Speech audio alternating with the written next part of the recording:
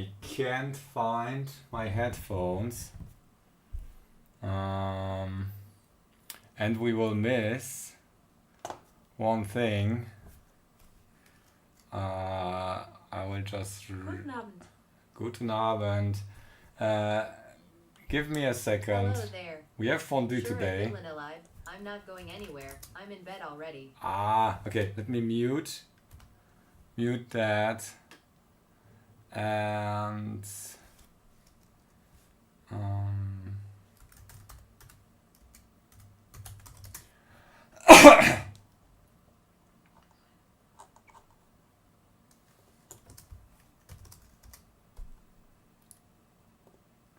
there is winner prize giving ceremony. Okay. You will watch that while I take my headphones, okay? Sorry, I'll be back in a second. Here is desktop Cool hats, audio, very cool hats, yeah. And so I let's introduce the will judges then. So we've got bitluni, disable the best known chat. for his YouTube channel showcasing his hacks and investigations. Okay, can you Looney's hear it? also made the best chip ever on Tiny Tape Out, which he made a very good video about, and his introduction to computing. Okay, talking about me. Oh no! Question mark. And he streamed all the demos when he received his board. So Okay. if you fancy I will checking grab out my his, headphones. he's got two channels, a streaming channel you and can like listen a to that, polished and video we will channel. have You can some check out fondue him and reacting watch the to all results. the demos on his stream. Very funny. Yeah, I'm just going to play bro, just play casually his fucking introduction video here. halfway. What? I was really surprised how well the demos were made, or what was What even is this? possible in those small spaces with only a few tiles, even in one tile. Hello. Coming from What's Tiny Tape happening? Out 2, Okay, where I it's- did my like tests, that was really surprising what is really possible, and I'm Why really are you looking in that forward video? to the next competitions and what You people are will live on submit zero. there. That's extreme. Here we go. Do you remember when you rickrolled us on Tiny Tape Out 2? Okay, One you of his listen to first designs was that. there. I will was a rewatch it. Rickroll. I need my headphones. I Okay, can't so enjoy it. our second me a second. star judge is CN Law, famed for squeezing incredible amounts of Congrats, functionality Looney. into the tiniest of devices. And he most recently persuaded a 10-cent microcontroller without any radio to transmit LoRa. So that was his most recent video. You can check out him on his video channel. And here's what he says about his introduction here. It felt really, really good to go back home and fire up the ViewSonic I hadn't fired up in 20 years, and being able to see all of these different demos. It was really just thanks for the opportunity for being able to do this, and thanks for everybody for submitting. I really loved seeing all of the really clever, fun, and just all of the creative stuff. And what everybody was able to do with such little bits of silicon inside of the ASIC.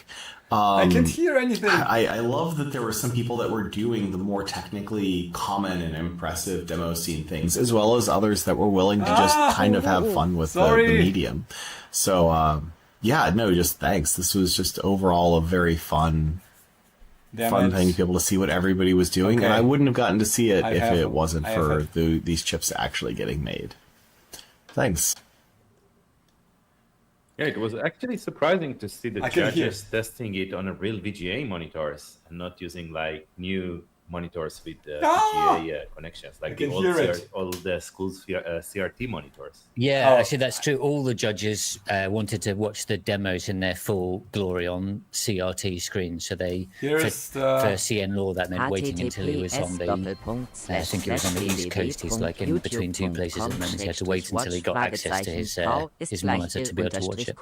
And I remember with bitluni had some design that he had to watch in portrait mode, so it actually held www.youtube.com/watch?marv=eel_qk. And our final star judge is Sprite TM, legendary hacker who brought us the Vectrex multicart, ported Doom to a Wriggle scope, and made the Hackaday FPGA Game Boy badge. So let's hear from Sprite. I am really impressed. I did a little bit of research in how large tiles can get a while ago myself, and I didn't imagine that I would see so many like good contenders. There are some really great demos in them which could like stand by themselves, even if you didn't know they were like only a small part of an ASIC. Is this Sprite? And I'm really happily surprised by the creativity and you know how much content people can compress into like a few square micrometer. It's great. It's honestly great. Hello Dave. Sleep, eat, hack, repeat. Sleep, eat, hack, repeat. That's what you got to do if you want to make it and win. The first category of our competition is the newcomer category. So, without further ado, let me just remember to change the title here. Newcomer. So, we've got quite a few people sharing third and second places on a lot of these categories. So, shared for third place, we have the TT08 intro demo by Andy Sloan, number 484. Andy, okay, I have some booster. Watching the stream right now. Hey, Andy. Congratulations, Andy. And let's watch a few seconds of this demo. You remember that? We watched that on live stream. I need to change my phone read temperature. What was it? 120? Bitlun 1 LOL.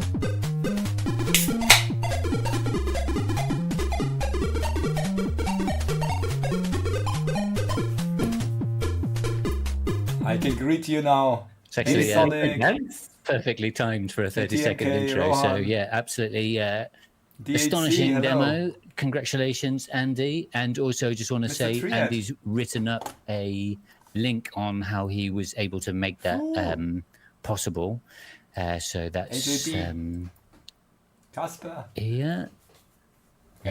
Pure silicon demo coding, no CPU, no memory, just 4K gate. So I'll copy and paste that into the YouTube comments for you all if you're interested in checking out that write-up. And that donut on top. And the donut on top. Hey, Andy, are you here today? No spoilers. Yeah. Got some good comments coming in. The new meaning. I believe Andy is in the actual live stream. You wouldn't have thought that was a first ASIC design. So absolutely, congratulations. That's live. Yeah, really. He's there. Perfect headbanging music. So you can see me. You can also head over and just return. We will watch it and maybe discuss a little bit. In joint third place, we also had Matt scheduled it right by at my streaming time, so number 591. So let's watch that.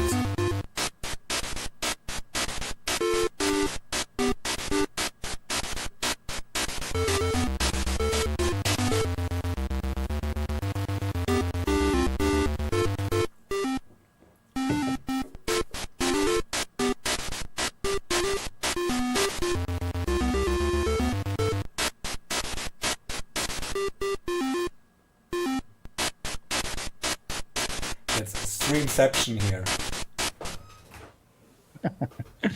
I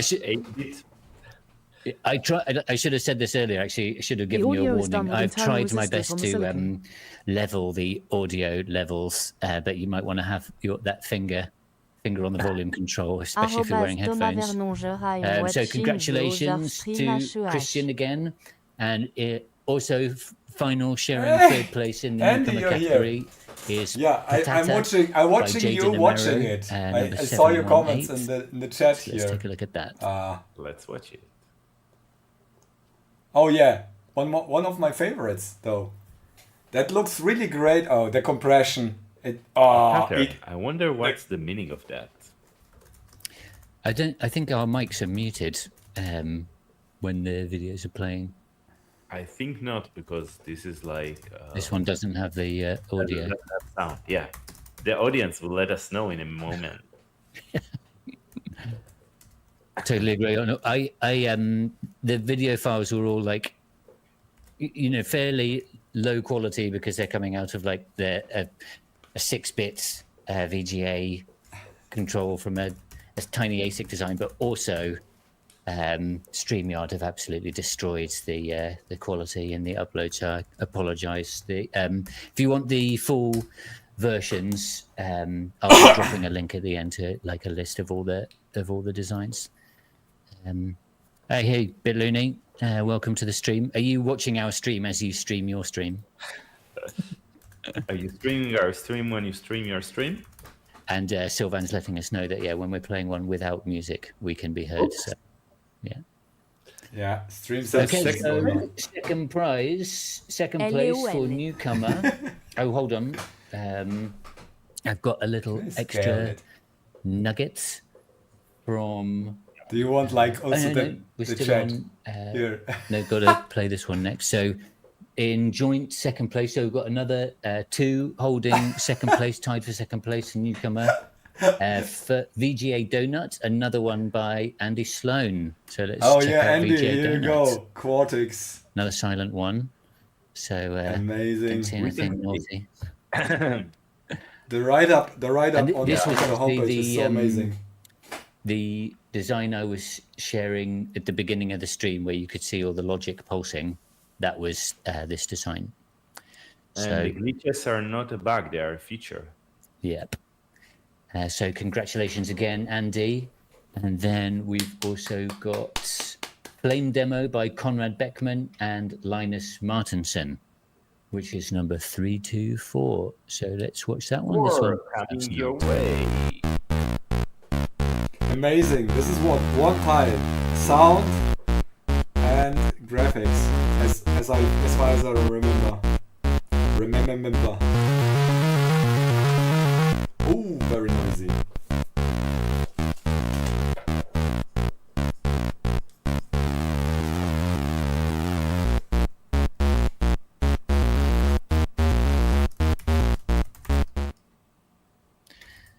So congratulations to Andy again, and Conrad and Linus. And we are also mind blown. Also mind blown. Plasma algorithm. That bass hits hard, I agree with you. It hit even harder before I reduced it from 100 dB. That was a good catch from Uri earlier today. He was helping me test the stream. At bitluni live. So just before we announce let them know you are watching. The winner, I did already. They greeted me. Let's just you can see I was greeted here. I'm bitluni live. Since I'm logged in. I really just loved all of the demos that had dithering. So things like the Flame demo or Sequential Shadows or Envious, those all they were just really neat. It was very nostalgic to be able to go see these things that, like, I had these memories of seeing imagery when I was a kid that was using dithering and doing it to such great effect that when I was able to see that again on a CRT for these demos, it just really stood out to me and I really liked it. I guess any of the ones that were doing dithering, it just awesome TMK, stuff. this is all one silicon. Thank you for the dithering. That's Tiny Channel. Today. So without any more dithering or dathering, let's announce the winner of the newcomer.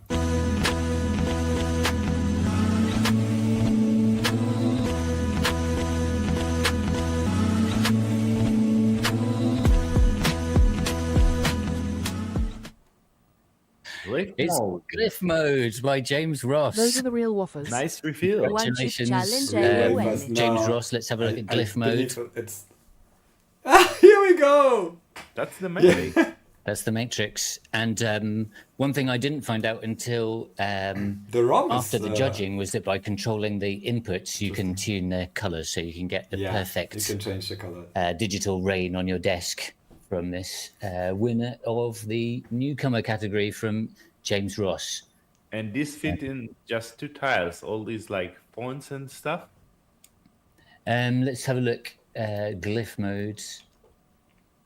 Going to go to the entries. Glyph mode.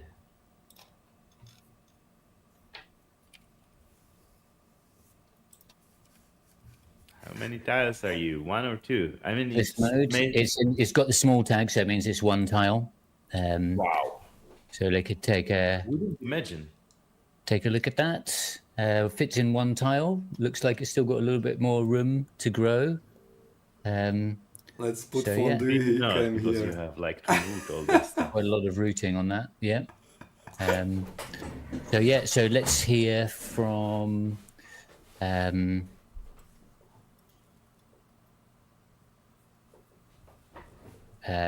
Law why he chose glyph mode for winner of newcomer.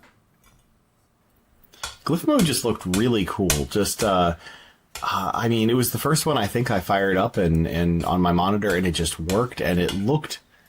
I mean, it just looked gorgeous. The just reminded me so much of just some of the screensavers from back in the day, and also, I mean, obviously modeled after the Matrix, but it was a very tasteful font, very tasteful lighting, coloring, the color shifting, the speed, everything was just tuned perfectly, and I really appreciated that. And the other one I really liked about it, and I'm a sucker for this all around, was that I could be able to change jumpers, to be able to change settings, and that was just a ton of fun too. So yeah, great, excellent. Let's move on now to the next category. Sound tile, right? What's that? Oh, now it's sound. Single sound. tile.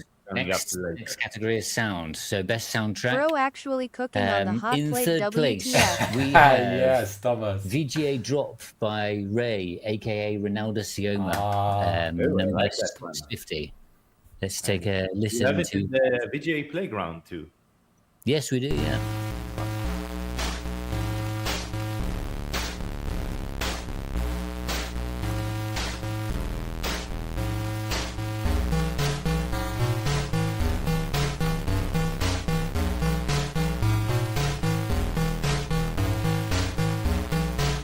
It was a really cool idea. Different effects. Yeah, sync. Awesome one. Really Effect good. sync is And like always Uri a was plus. saying, that is one of the presets inside VGA Playground, which is one of the ways that we encourage people to get involved with graphics on an ASIC. So you can load up VGA Playground, you can edit your Verilog in real time and see what happens. Minus. And you can cool. load Ray's drop demo and look Are at you how that is kidding me? working in Hack the it, change the Verilog. code. Hack it, change the What codes, come up with your own forks version.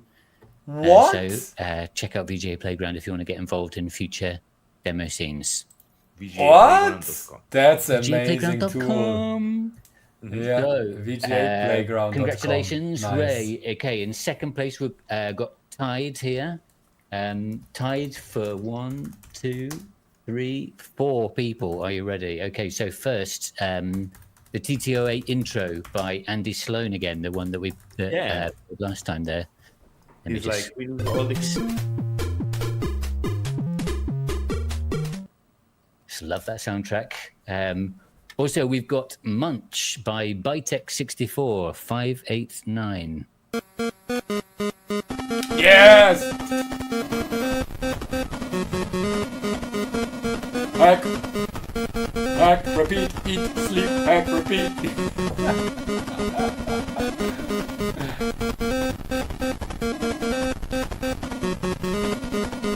Is that yours? No, that's not mine. This is the competition that I rated as a judge. Yeah, that was the one that was playing on very Charles' entertaining monitor in the background. I think so, yeah. Yeah, and and it we've looks like the got game of Okay. life, those animations. Pack a Bell by Mike Bell, number 768. You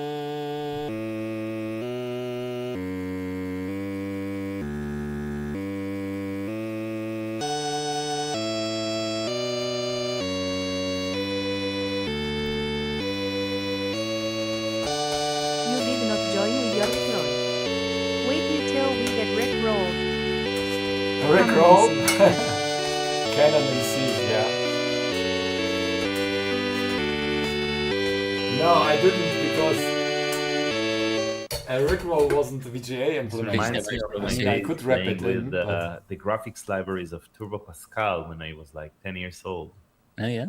Doing all those shapes and animations. So congratulations, Mike Bell. And finally, also tied for second place, we've got Sequential Shadows by Toivo Henningsen, 782. 782. Oh, yeah, that's...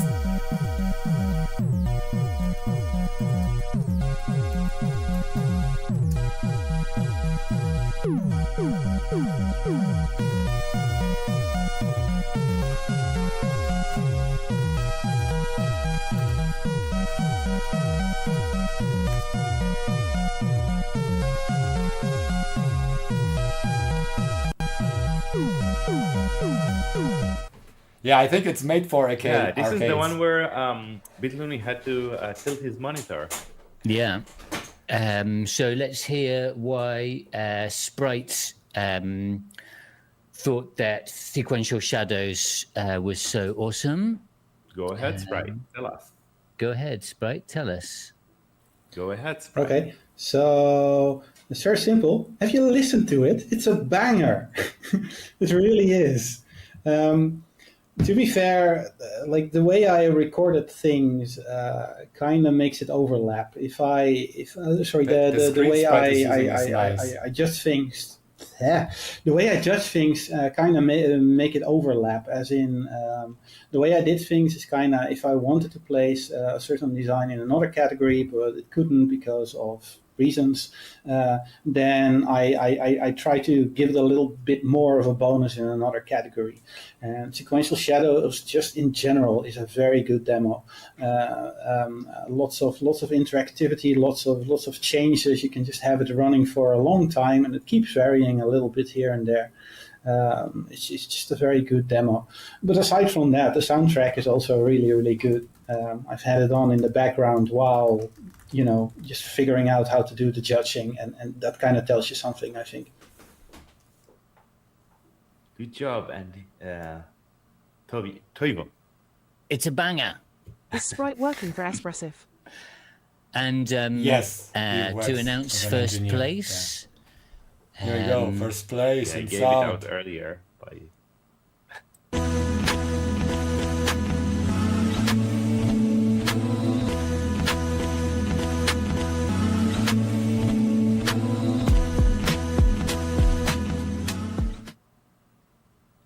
I was honestly surprised by this, but this is what the judges chose. So let's play some VGA Nyan Cat here. The winner of this sound. Another one by Andy Sloan. Andy's going to have, how many hats has he got now? 3? 6 for. Oh, you get a hat for each one. One category. for you and all of your cats. Yeah. Congratulations. That's cool. The sound is so clean. I give it a high rating. I found it has the best sound engine. Was it Sigma Delta?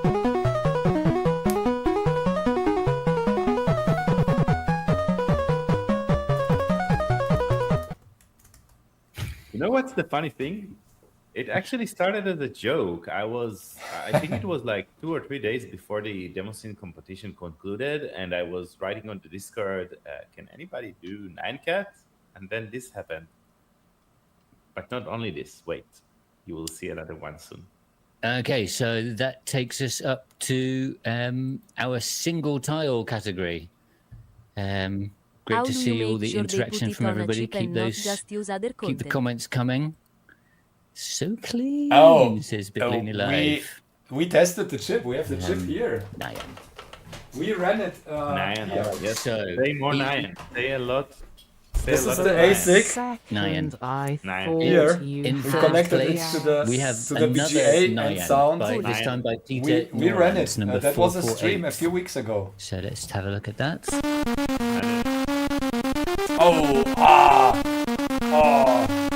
Headphone alarm. It seems like this recording is a little bit off.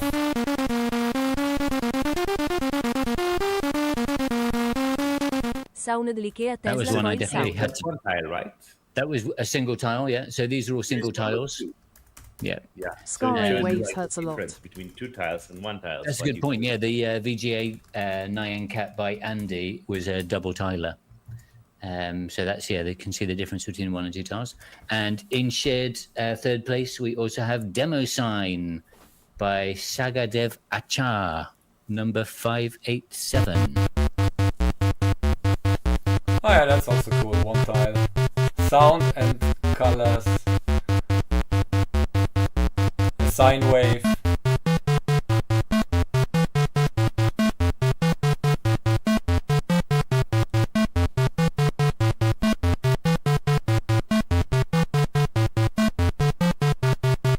Tesla calls out.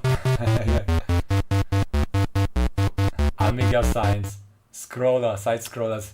Congratulations to Peter and Sagar Devacha for third place. And in second place, we have another 2 designs sharing second place.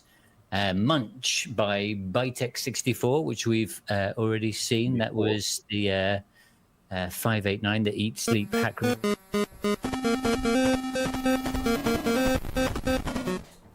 Congratulations on winning second in another category. And then also Glyph Mode again by James Ross, also fit in a single tile. So congratulations to both of you. Dave, and hello. I asked all the judges to tell us some words about a design that they felt should have won first place but didn't win first place. So let's hear from Streamception. Sprite why he thought that Munch should have won first place. Viewers. Well, aside from Sequential Shadows, which I'm actually surprised didn't make it to a first place, one of them I'd like to single out is Munch. It's a really full-on demo, including text, including like music that is pretty decent. A lot of variation in effects, etc. It looks a little bit minimalistic, like when Sequential Shadows and Warp, etc. looks a bit like 16-bit era. Munch looks a bit more 8-bit era, and sounds like it. But given the fact that it's only a single tile, I think it's a really strong, strong demo. So why not? So, let's play the winner reveal then for first place of a single tile. Here we go. You ready? Single tile, first place winner.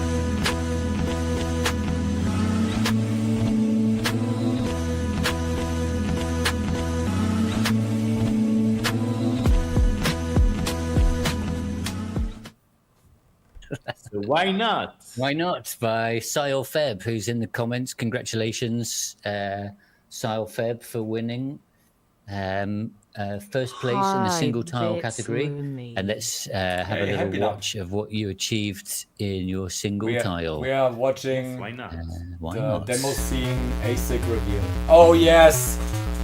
Woo! Doom on ASIC. World first.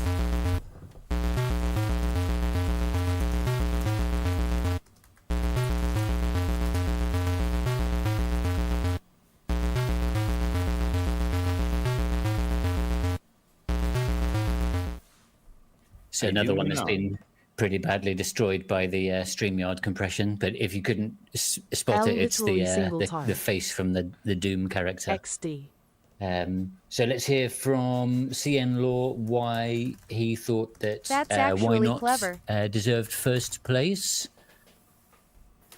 It was very difficult to kind of choose some of the different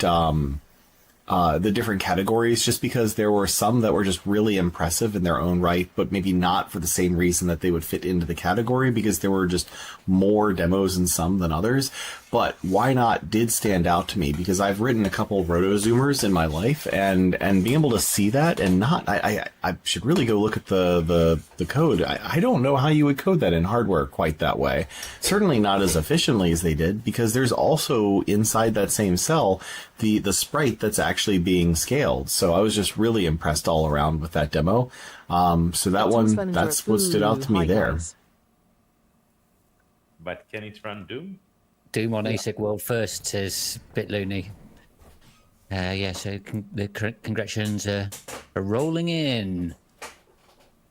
That brings us up to our graphics winners. Dun, dun, dun, dun, dun. So in third place, we've got a tie. 2 designs have already placed. A tie. Another placement for is. VGA Donuts by Andy Sloan. Again, Andy is picking up a lot of prizes today. Congrats, Let's just Andy. watch that glorious donut for a second. So No, glorious. they can hear you. Yeah, I know. And then also we've got VGA Drop again from Ray, aka Ronaldo Sioma, number 650.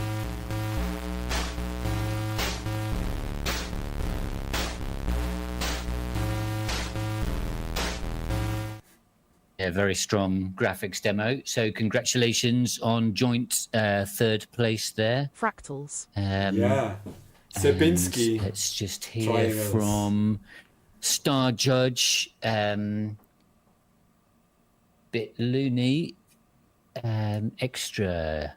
A demo that I liked very much was Drop. It was another well-polished demo in that manner that it had a story or an effect that it was like developing, but there were minor issues with the sound. We had like high-pitched noises, which made it not perform in the audio section well, and there were really tough competitors in the graphics section. So yeah, unfortunately didn't make the first place, but I really loved that one as well. Good job, Ray. Ray's also done a couple of presentations at a few conferences about that demo, and again, it's one of the ones that's really easy to explore with the VGA Playground. Yeah, actually, Uri's made a recent major upgrade to VGA Playground. Do you want to tell them what it is? Yeah, so now you can just so much add a link cleaner. at the end of the URL to a tiny paper Combine repo, those two, and it will be that project amazing. from the repo and play it immediately. So we need if to you want, you can try it and then paste the link in the comment, and then YouTube won't show it because it filters links out. Thanks for trying anyway. Okay, and then in shared second place, another 2 that we've already seen. Another win for Andy Sloan with the TT08 demo. Another hat. Another hat for you. What's that? Takes you up to 4 now.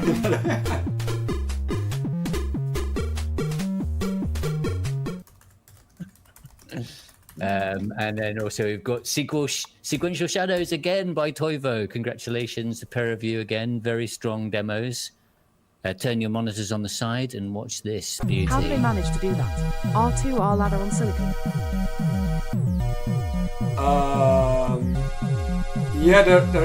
There is actually that's only bits out, and the R2 ladder is out.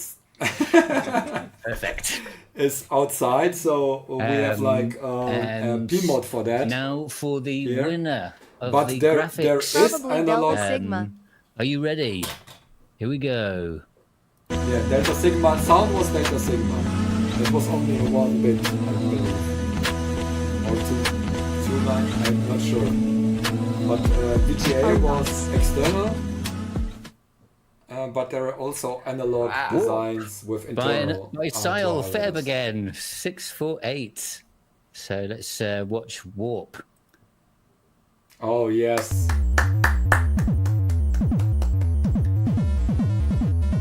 My overall champion. I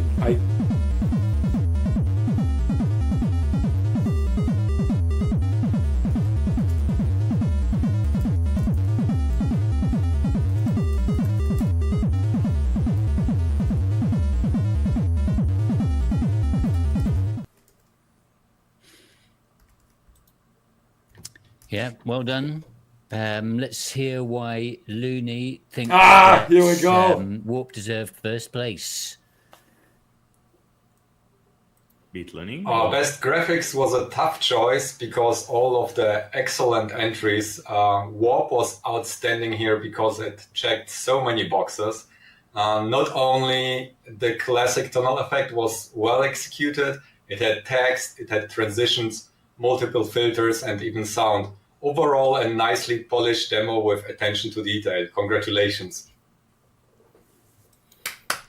So I good job. wonder how it Cringe. feels watching yourself, talking to yourself. Yeah. How does it feel, Looney? Let us know in the comments, and you can read yourself reacting to yourself. Cringe. Okay, and Cringe. also this is another one where the author has written up how they did this. So again, if you're thinking of taking part in a future Tiny Tape Out demo scene competition, then this is really great insight into how to make these kinds of effects and fit them into such a tiny amount of area. Yeah, I think that was made with Silex, right? Not Verilog, with his own HDL or something like that. Yes, actually, that's true. This is his an ASIC written in his own HDL. So double congrats. Good job. All right, so that takes us. I think we're more than halfway through now. We've just got size, mixed signal, and most useful to announce. But before we do, only one condition for mixed signal. There's only one, so you might be able to guess who's won it. But before we do, I want to just give a shout out to our sponsors. Oh, there are sponsors. First of all, want to give a shout out first to eFabulous, rest in peace eFabulous, who sponsored the original competition and made it free for everybody to enter, so they didn't have to pay for the silicon cost. And then after the chips were thought lost, Chip Foundry was started up by Jeff and Mohammed to kind of take over, and they continue to sponsor Tiny Tape Out. And they were able to get the Tiny Tape Out 8 chips and send them to us so that we could finish this competition. So without them, we wouldn't be able to do this stream, and we wouldn't be able to offer you tape outs so cheaply and easily. So thanks very much to everybody at Chip Foundry, and respects to someone the should X collaborate team with Jeremy Fenderson for the next demo scene. They've got a shuttle open now, so if you want to do an absolutely enormous demo scene demo, or maybe put all of Doom on an ASIC, then you can buy an entire MPW slot from them. The next shuttle is open. It tapes out in May, and the commitment deadline is March the 18th. So if you want to get involved, put your name down before then. And I also want to give a shout out to Texplanes, who are our imaging partners, and they do the decapping and the imaging of the chips so that we can take a look inside. Here is showing a nice poster. You can get this poster in the Tiny Tape Out shop, nicely modeled. TTO8 has just been imaged, so that's going to be up on the website soon. And if you need your chips imaged or secret data extracted, then check out Texplanes. So thanks again to our sponsors. Okay. Size. About the size. Now you need to think about the size. So this is thinking back on it, I think we probably shouldn't have had most impressive for the size and single tile. We probably could have had that in one category, but can't change the categories after you've run the competition. So here we are.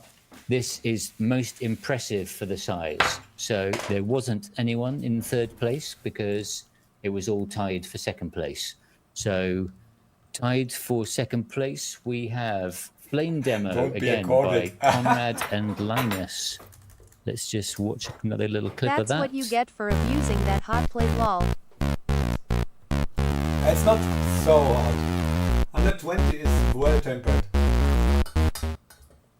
And shared with Nyan by Peter. Hey, Nyan, one more time. One more Nyan.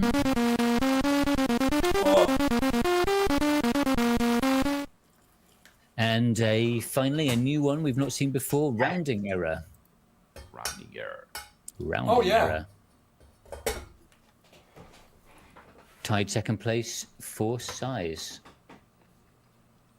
Yeah, trying to understand what I'm seeing. Yes, it's a bit challenging to understand what you're seeing, which is why it's great that Sprite weighed in with why he picked rounding error.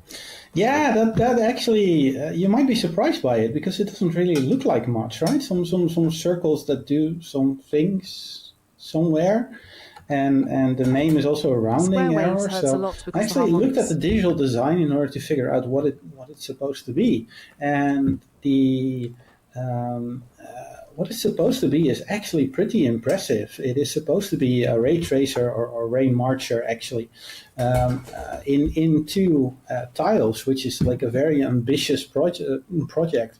The reason that it doesn't look that great is because it's only two tiles. So seemingly the author had to get rid of a lot of precision, which is the reason why it looks the way it does. But I gotta say, just the ambition and the fact that it did actually does some ray marching is pretty impressive for the size. Nice. So there you go. So there's Flame Demo. Oh, there's the and bear Rounding Error all die. sharing Nice. second place. And for the winner of the size category, we have...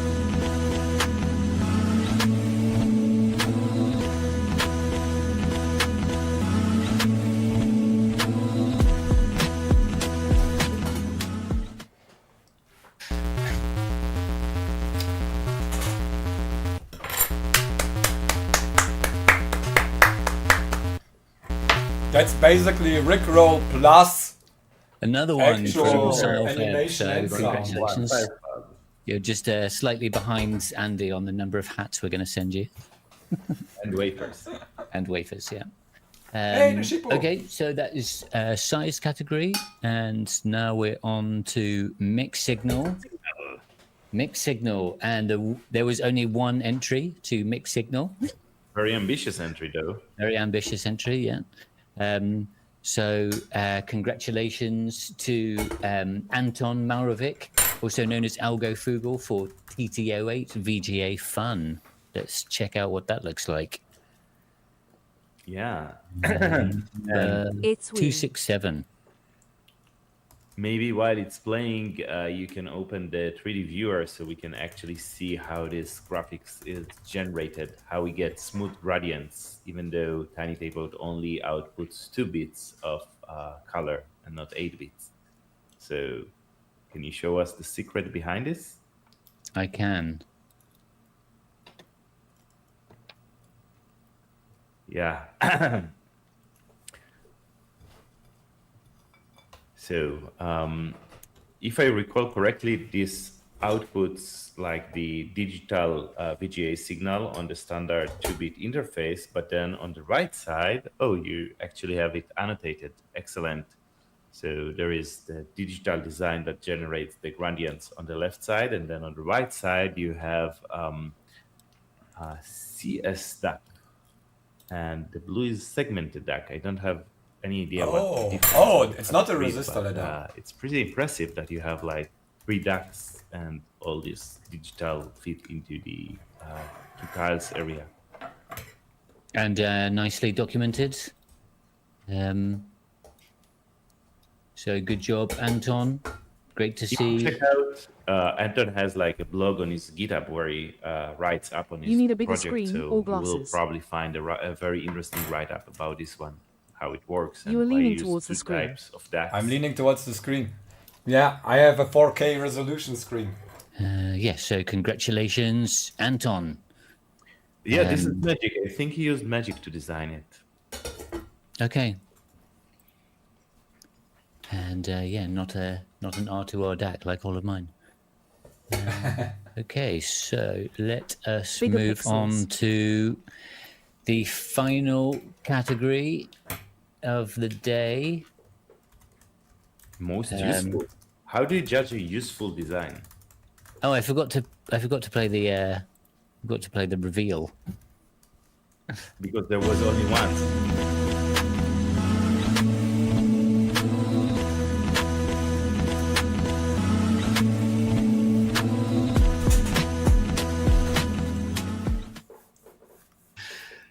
I had fun making those. So I feel sad if I can't play them all. What is the All right, useful we're design? on to Oh no! most useful. Let me just change over the I banner think to that's most my useful comment. banner. Okay, in Oh, third no. place, we have another placing of Warp by Sile Feb, number 648. Congratulations again.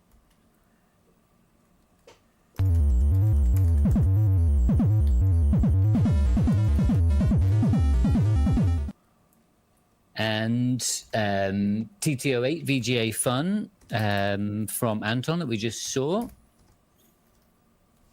I guess it's useful because it's actually showing how to do analog What do video they output win? on Tiny Tapeout.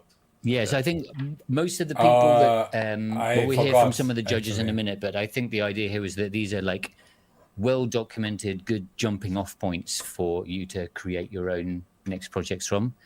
And we do have a new unseen so far. So let's check out Envious Graphics by James Ross, number 582. I remember this one. Cool. Then I think That has like if 80s you play with 80s the vibes. switches, it also shows a 7-segment digit, right? Yeah, On the what do you graph. think? Should we do a risky live demo where we try to show this on the VGA Playground? Only if the people in the comment section are begging Wave for call. it. Okay. If you want to see us try this, then beg for it in the comments.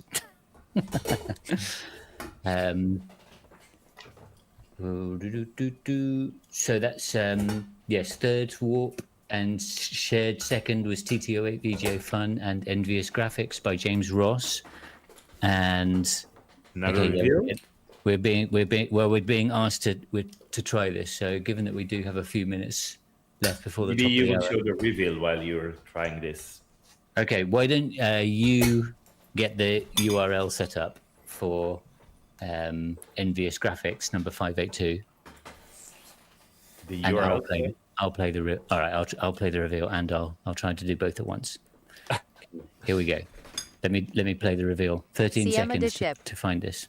Most useful reveal. My eyes are done.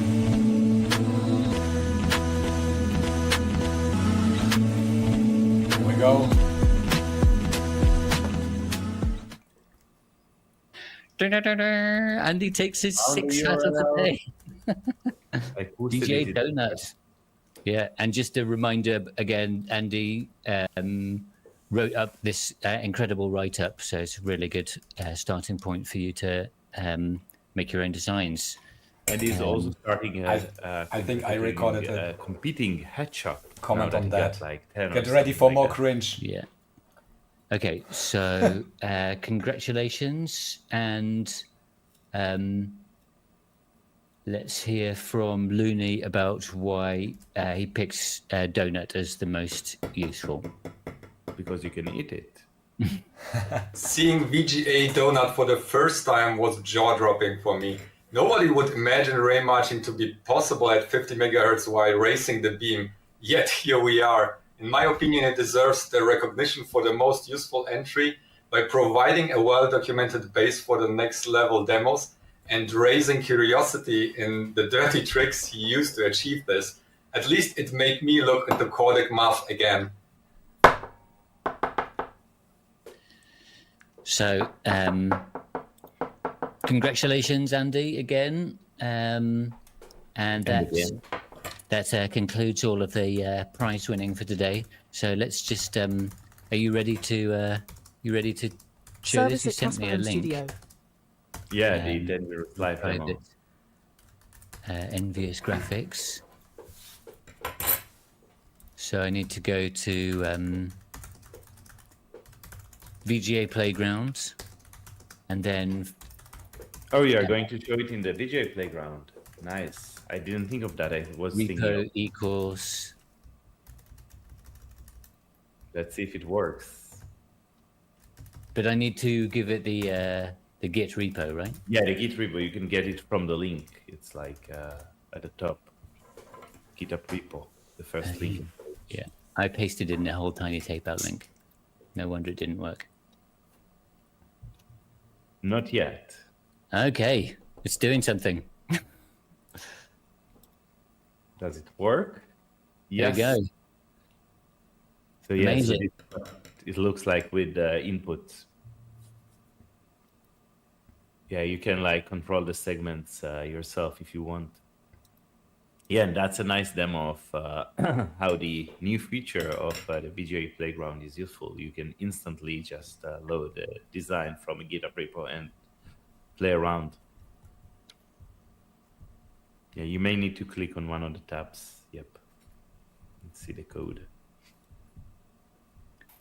Awesome. Outrun. So, what is Outrun?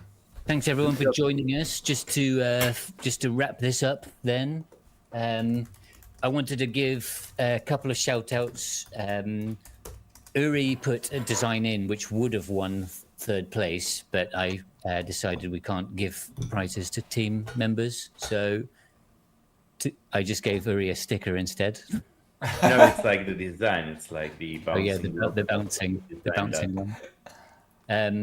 Tamash did all the video captures. So back before we had the chips, Tamash like hooked up an FPGA, it captured all the data, rendered it to videos, and then we were able to put the YouTube video of all the entries. So thanks, Tamash.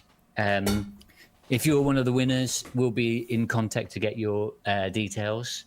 And if you don't hear from us, then maybe we don't have your email. So get in touch if you've not heard from us in a couple of days. We're looking for sponsors for future competitions. So if your company would like to recruit people that have this kind of incredible talent for doing from scratch silicon ASIC designs, obviously very, very creative, clever people, then a good way to find those people to hire us to sponsor our competitions. The next demo scene competition will most likely run on TT Sky 26A, taping out in May. So if you want to take part in future competitions, get thinking about your designs, and we'll be taping out in May.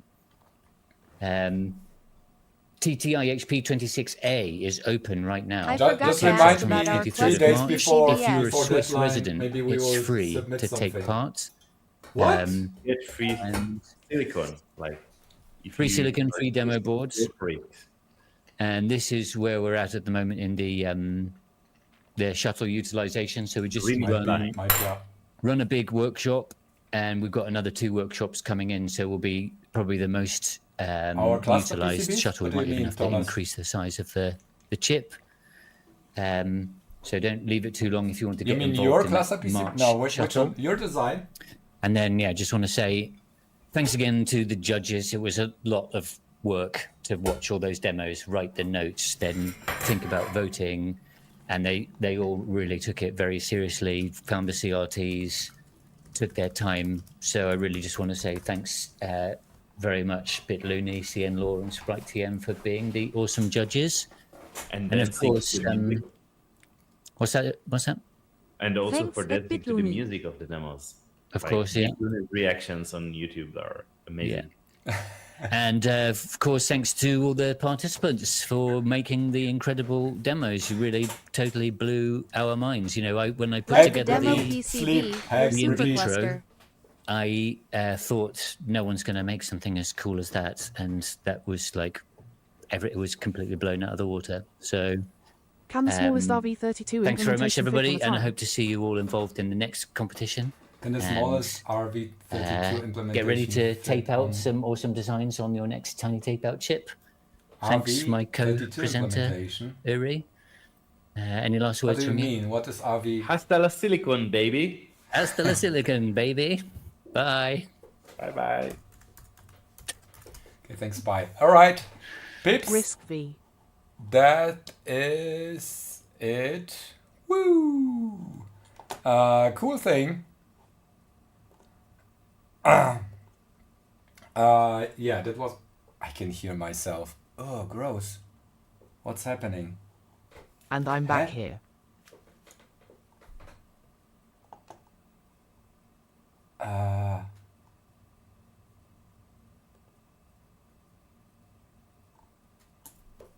Did I turn on like? Okay, noise cancellation, or I can hear myself. What is that? That's weird. I can hear myself. Ah. What's happening? Huh? Paradox loony. What a paradox. Can hear ourselves too. Really? No. I can't hear you anymore. It's weird.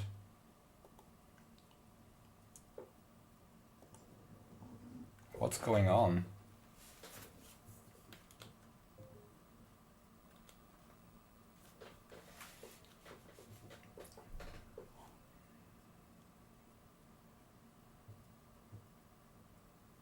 Okay. Okay. It's working again. Yeah, it's fondue day. Then listening real time, yeah. Alright, peeps. Do you want updates? Yesterday, so Johnny, I told Johnny on Hangout that my project is going sideways. Like, I wasn't able to get the chips for this ultra cluster, so let me put this on the screen here.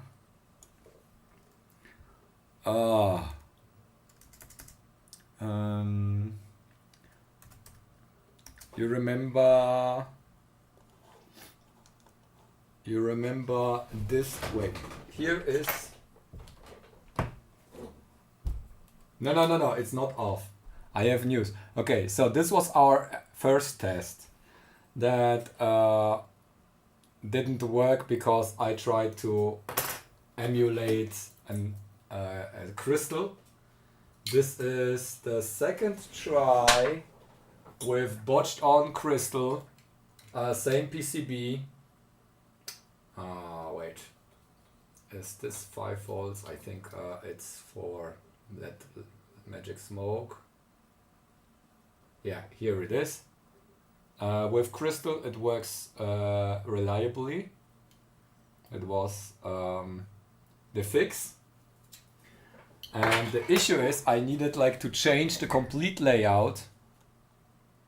Let me show desktop.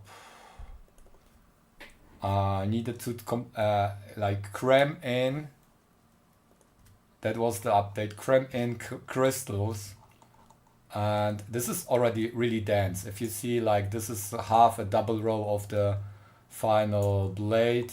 I have a script to basically copy that and place all the parts correctly. So if you watch, it's super dense, 6-layer boards. Also, like, this bus is super dense. So I needed to redesign that and submit before Chinese New Year. And the first issue was, like, they should have been doing the boards until the 17th or something. So I thought when I submit until, like, I don't know, the 10th or something, it will still happen. But it's not like that. Let me find. Yeah, February 15th is too close.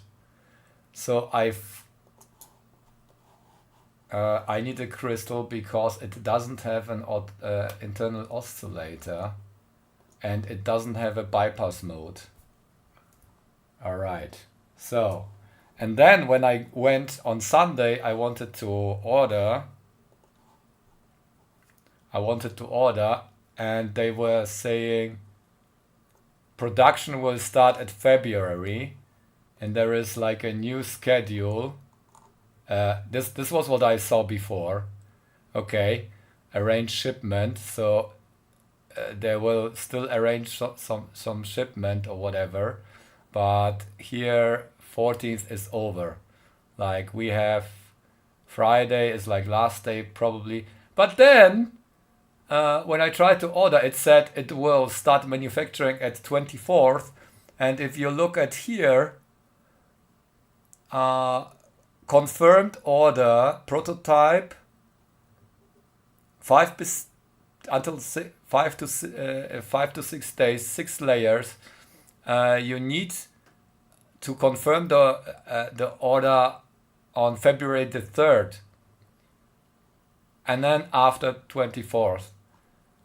That was terrible. I was like, Sunday was the 9th, so last Tuesday was the deadline, the actual deadline.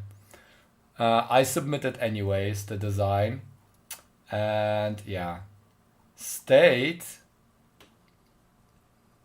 still they still seem to like manufacture it. I'm not sure. No, that one doesn't have one. That's the issue. So it doesn't even have a bypass mode. Hey, ITT. Yeah, it's perfect. You can set up the perfect temperature for fondue. Yeah, so actually the production started anyways on 9th, and it passed the final inspection, and now it's being maybe shipped tomorrow. I hope so, before they close down. So even though it says like order will start production on February 24th, perfect temperature seems to be around 120 degrees C, the plate at least. So we have like some gradient there, but 120 is about right, so it doesn't overcook. Yeah, so they started anyways. Estimated finish time 27th, but it's finished already, final inspection. So I hope that this step will happen tomorrow, and we will get boards still, like the testing board here was the first time I submitted like output files, Gerber output files from Altium, so I'm not sure if I didn't mess up anything, so it's great to have that. Otherwise, I will design a blade. Then next thing, bad news. I thought. Let me go to the parts manager. I hope I don't spoil things. Parts manager.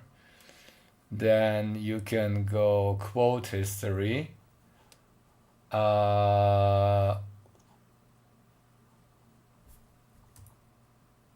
Here.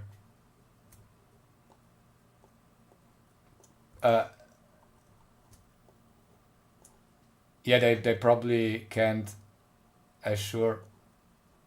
How do I close it? Here, quote failed. I wasn't able to get the chips. What? I can't get them from JC even though they are listed there. The price is off, I guess. Oh shit, full reel is 3,000. That's weird. I thought it is 5,000. Yeah, anyways, yeah, that was that. But Patrick contacted me and he will arrange a shipment of the MCUs to JLC. I hope that will happen. So WCH, that happened today. WCH confirmed that they will support me with the CH570, but also I will get some prototypes for the CH595. The price will increase. No, for free. We will get 10,000 pieces for free just for our first batch of testing boards. Amazing. I hope it will work because it's complicated. Co-signing. Who is familiar with co-signing parts with JLC? Please share your experience now. I'm really confused because you need like to ship it to a specific person that handles that, and then I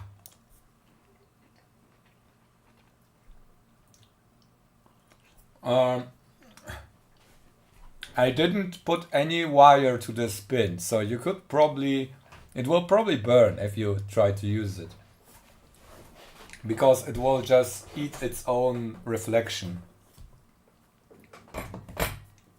You need at least like the antenna which is matched for the frequency, otherwise you might burn the amplifier. I'm not sure.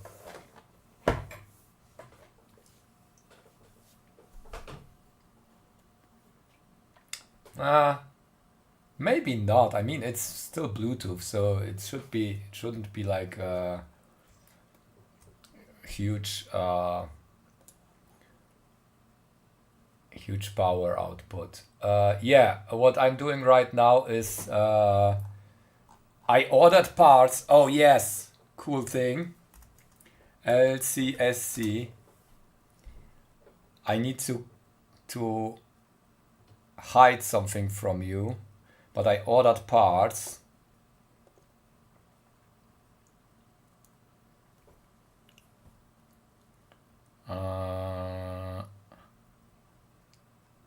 Oh, yeah.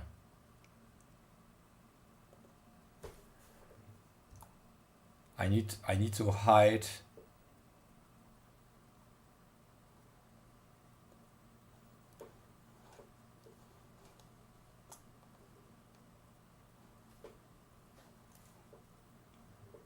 Ah, shit. No! Don't share the part. Okay. Who knows what that is? Who knows what that is? Did anyone recognize that?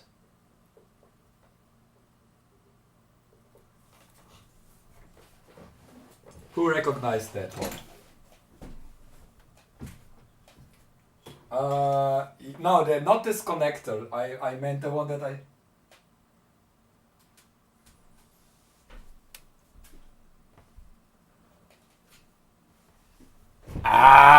You got this, you got this.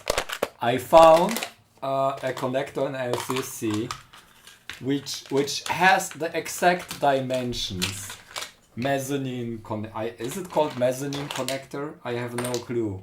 So I ordered 16 pieces to test for the FPGA controlling board. It happened again. I can hear myself. No! It's weird. What's happening? Shoot. Wait. Maybe it's... I don't know what's happening.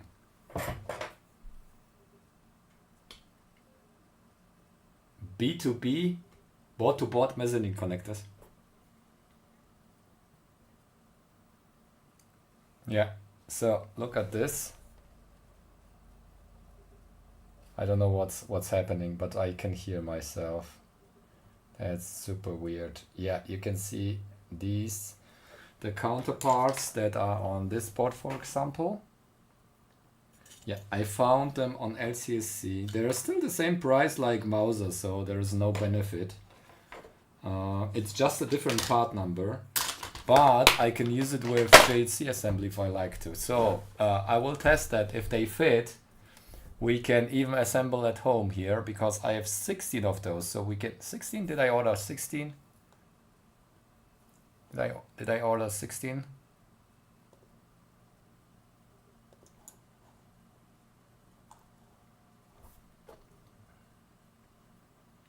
Here. Yeah, I'm spoiling everything. Please don't buy them up. Here we go. Look at that. XY Econ. That looks exactly like the connector I will test that. I think the right... Oh shit, doxed myself.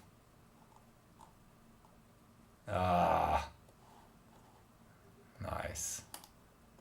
What is it? I need to write down the time.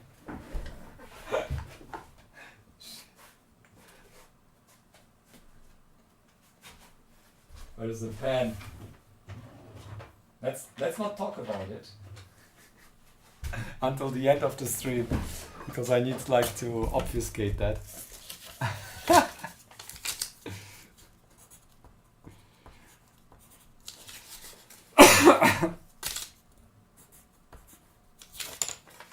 All right.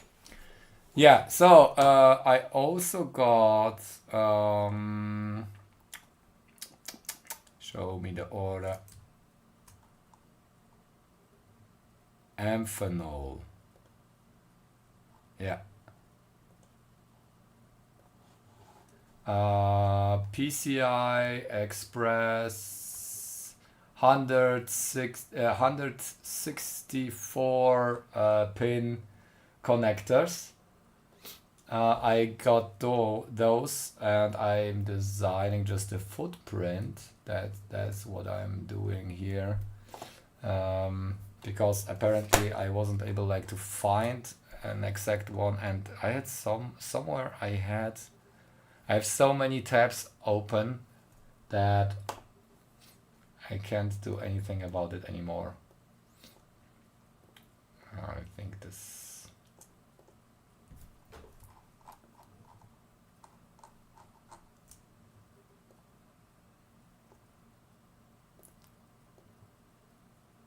Right.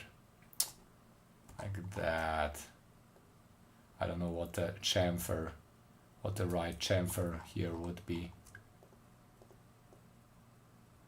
Yeah, let's do that. Does it look right?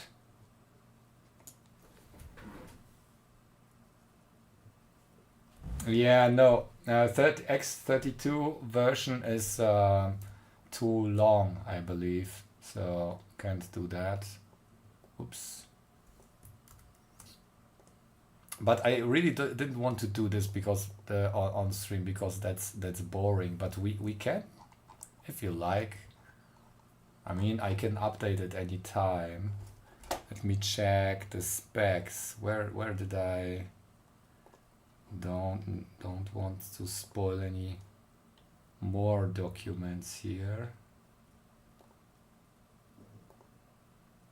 Where's the PCI Express stuff?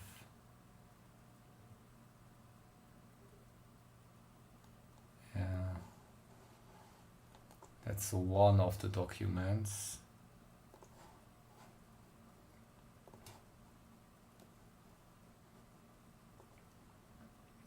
Uh, 0.13, 4.3, 1.3, but I don't see like boring. Do it in my you do it in your free time. Yeah, no, I just I think it's not very entertaining for people to watch. I mean, we can finish that somewhat. I believe I need to move that whole thing. I don't know where the specs are. Does anyone have like the right specs? That is too close. I think. What's the grid size? Let me do this grid size here.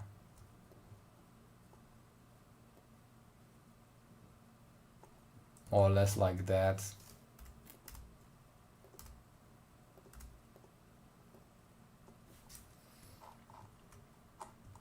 It just has to be indicated here. We want, let's leave it like that. I think anything else? Oh yeah, we need to keep out area or something. That would be not keep out layer. What is it? Do we have overlay solder layer? Okay, let's try solder, that will be a plain fill. Is it like that? How do you do it?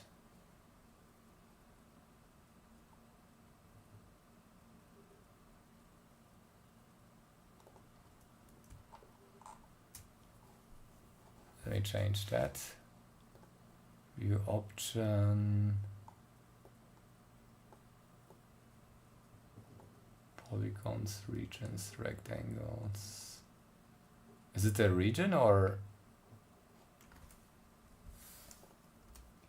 Get it from KiCad. Is there a KiCad version? Top soda. Okay, let's leave it like that for now. New component, I think I need to change that as well. Wait, this is not what I want. Let's edit this. Yeah, this is wrong. I want A and B. So tools, symbol wizard, dual inline. 1, 2.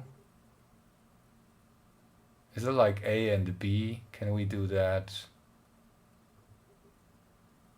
Connector zigzag, single line. I think this is the one. Yeah, but we would need like, I don't really want 164 pins and then like changing the names.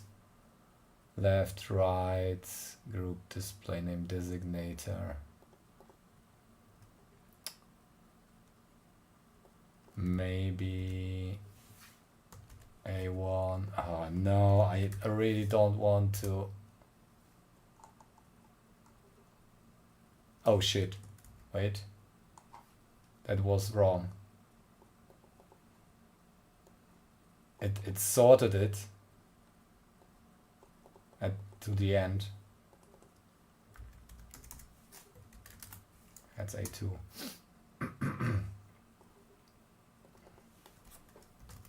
B1, B2. Okay, should we place it? Nah.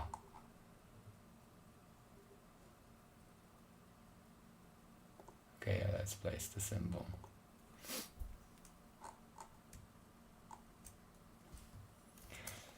I just want something.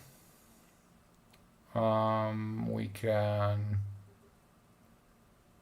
rename it, name it times 16.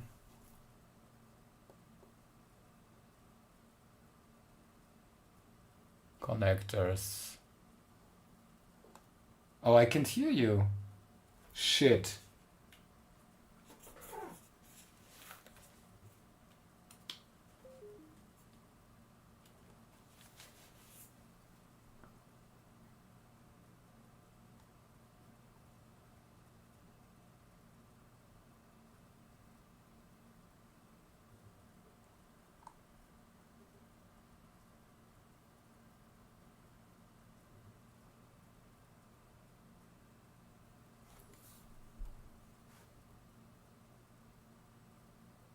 Standard RAM connector. Primer 20K.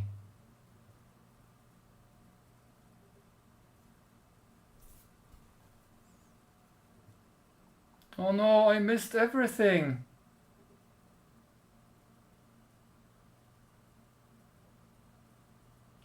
Oh no.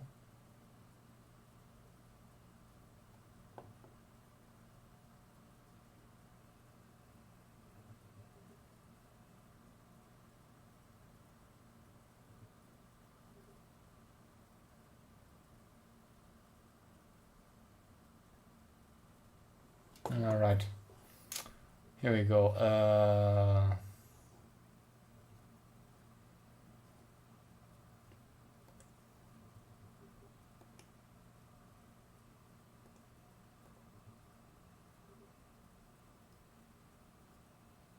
Yeah, let's release it.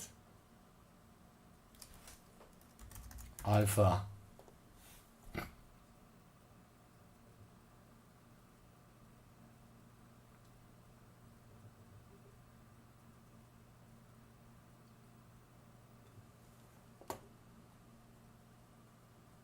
Okay.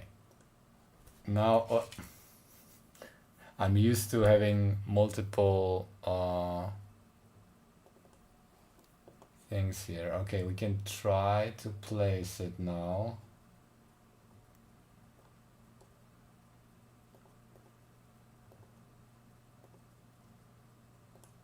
No generic search folders.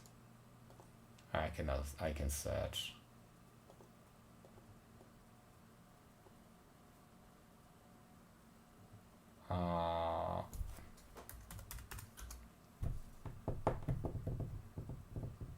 Come on. That's why it's so slow here. There we go.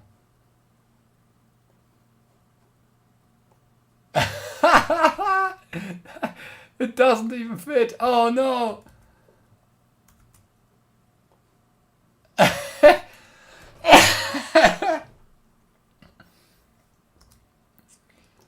Here we go.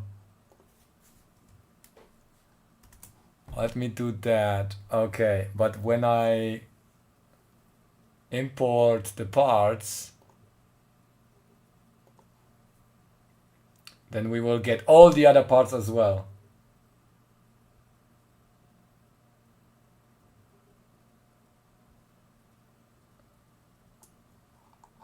Add. Oh, we have some. Oh yeah, I believe I didn't assign.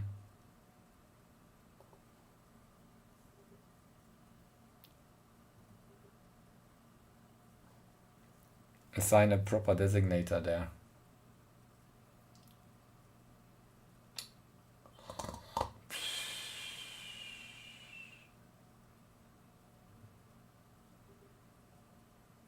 What's the designator letter for yeah, now it's getting complicated.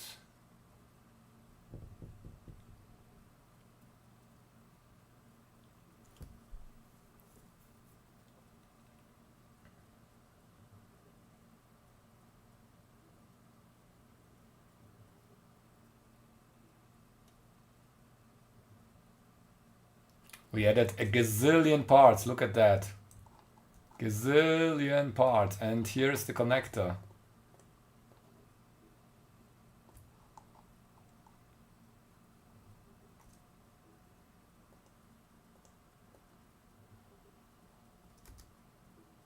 Here.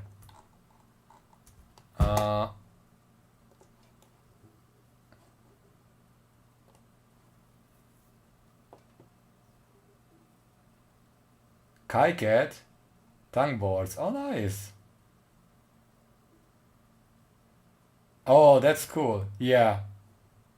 So there is actual GitHub with.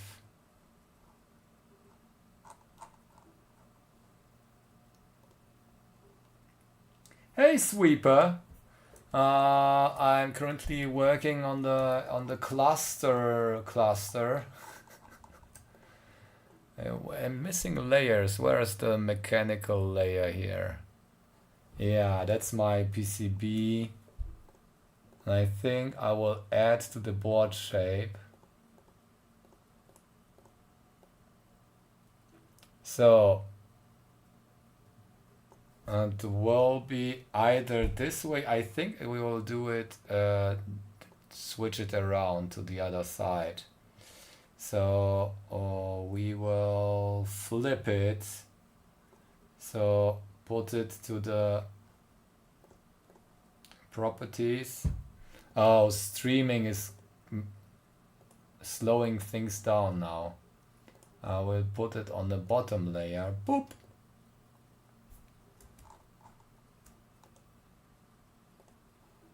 But where is my top?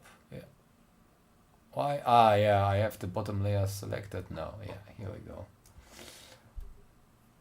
Something like that. This will be it. Let me run the script to copy the stuff. Okay, so oh yeah, I need to update. What changed about the close stack up? I don't save. I don't want any changes there. I think the errors that it's complaining that there is no connection whatsoever. I would also need to get extra, like the VCCs.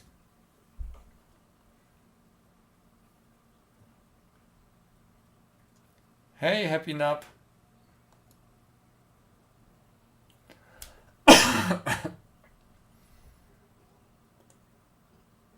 Is this 3D? Just some copper. Okay. Let me run.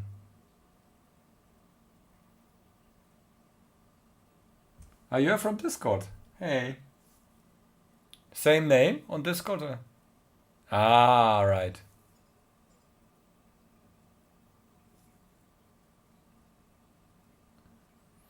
Yeah, I needed to, because Altium is paying for this huge cluster. And that's why we use it with Altium, and I like things about Altium. I had fewer crashes than with KiCad so far. Let's run. Yeah, of course. I mean, I got a license. Let's run it and see what happens.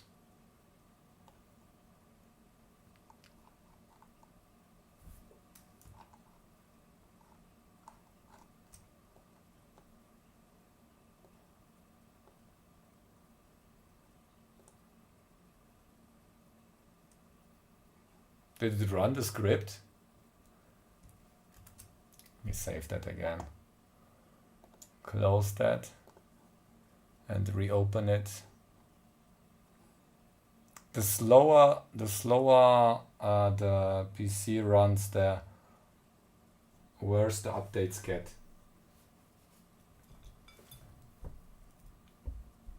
Oh, this is so extensive. Ah, all right, yeah. I changed the script. Wait a second. I'm 1 year subscription.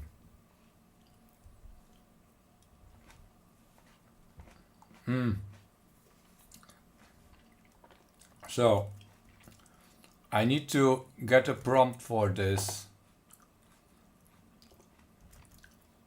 I think that's it. No, here's another one. As there changes in the code, it's Pascal.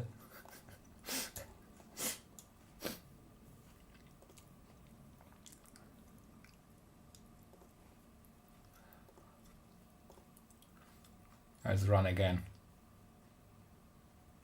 Here we go.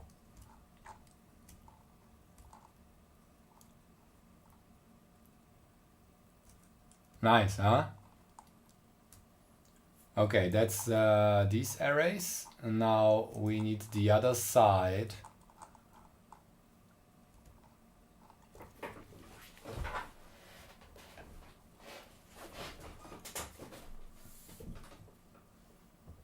Yeah, I know.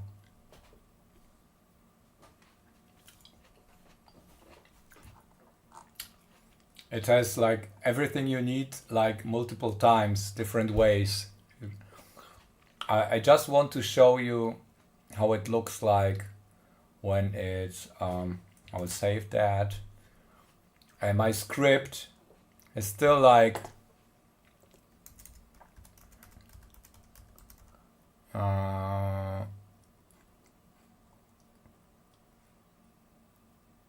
I think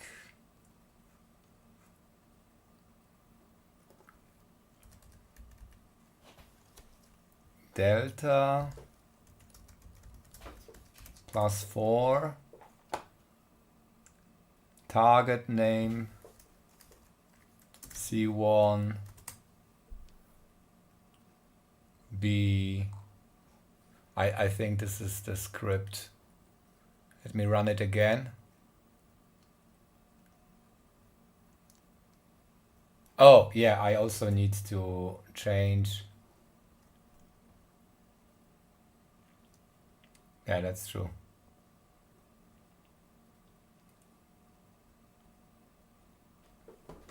Risk V GPU cluster intending.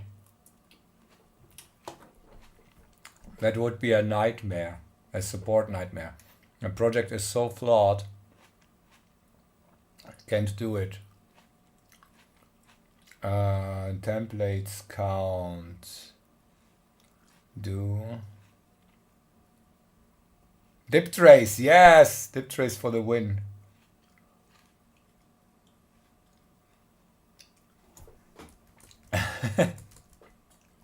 Wait, I need layer 1, I need 1 to 1. I just need the first row. Let me run the script again. Run script. I removed all the prompts. Yes, here we go. Yes, we are there. What's the part number? Hey, Gwendor.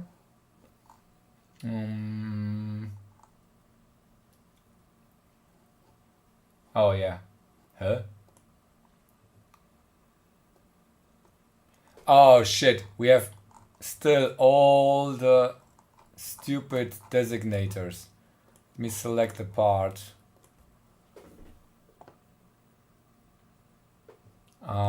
The best tool is find similar objects, and then it's component, it's a component, and then any layer, and you just select all the components, no traces, no whatever, and then this is somewhat also there in KiCad, but it's not supported about on different types of components. So you can turn off the visibility of the designator.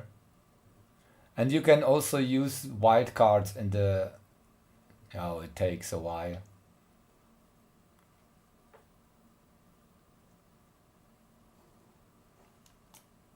Ah.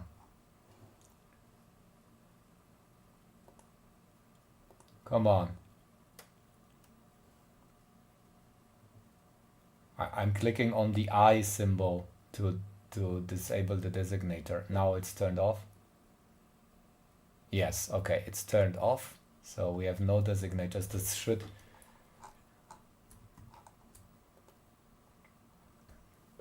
Okay, now I have that. Also quite cool thing about Altium. I don't want to, like, I need to save because my script doesn't update the database. I need to reopen it. I didn't find a way. There's like ChatGPT or Gemini is really bad at this API. There's obviously not much code out there for scripting in Altium. So the knowledge base is quite low. And I don't want to read the manuals. One cool thing is if you select stuff like that and then you press copy, you get like the copy origin. So in that case, I take this grid and then you can, when you paste, you use that origin. Also, you can have like multiple grids. That's what I define. I have like several grid sizes.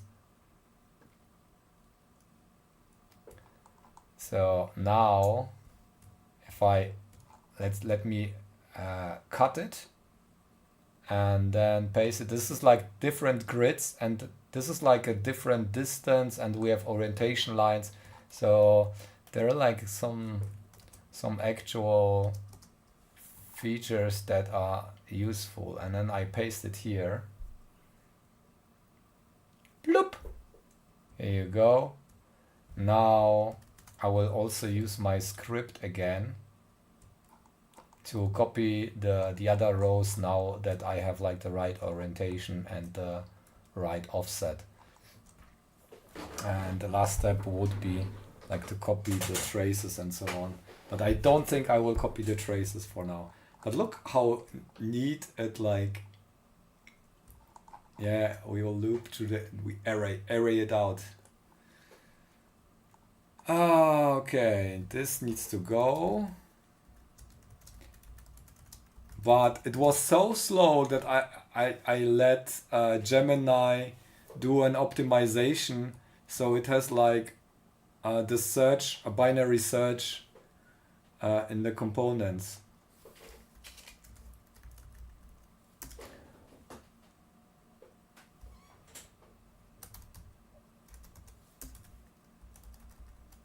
Target name.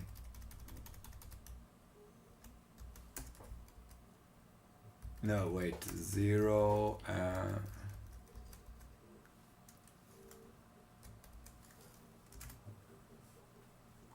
Oh shit, I copied the wrong one. Oh no. That's the wrong one. Ah.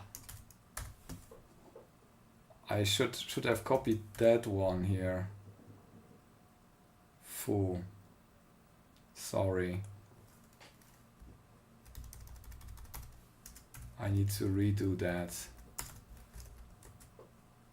Let's see if we can undo the whole thing.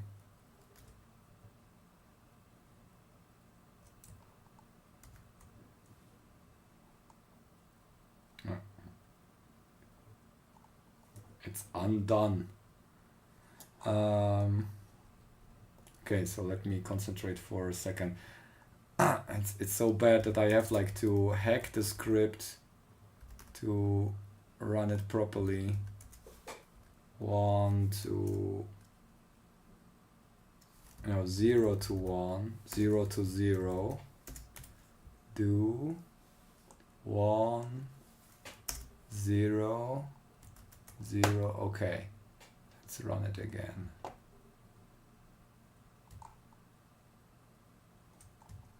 We can also move that away. This is the wrong row.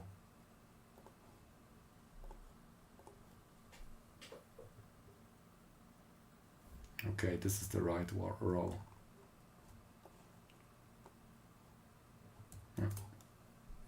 Database not updated. I don't have a designer approach. I have like a hacker approach to the whole design.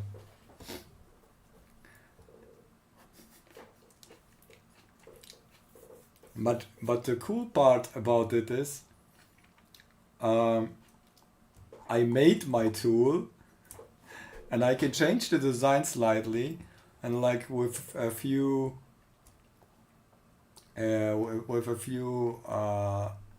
clicks I can a few clicks, we saw it right now, but with a few clicks we can array it out.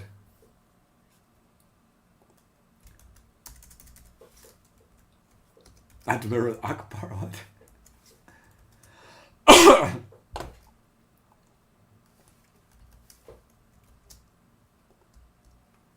Oh yeah, it doesn't.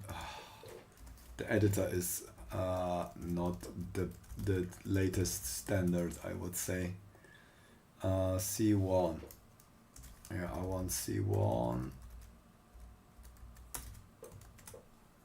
Okay. I hope it's the right one. Write changes, run script.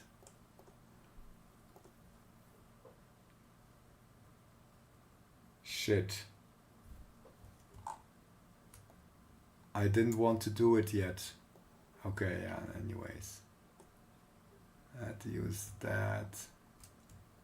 But it's the right thing. Origin.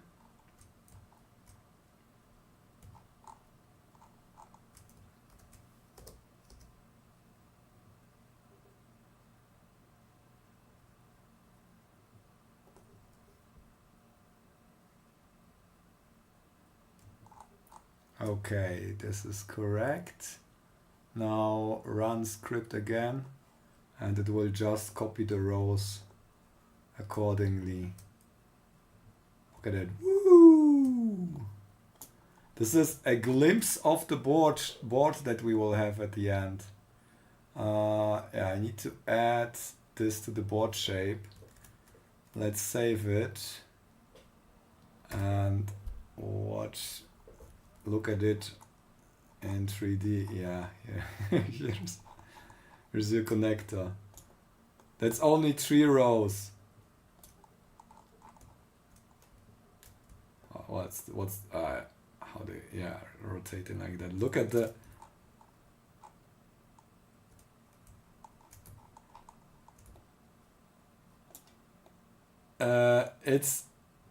you see that you will have 1024 cores on one of those blades, and we will have 64 blades.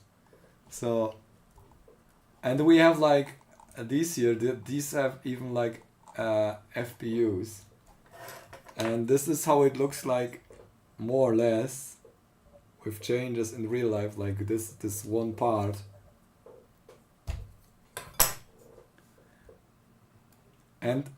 And the spacing between the LEDs is the same. I mean, it's not square, but the rectangular is just repeatable.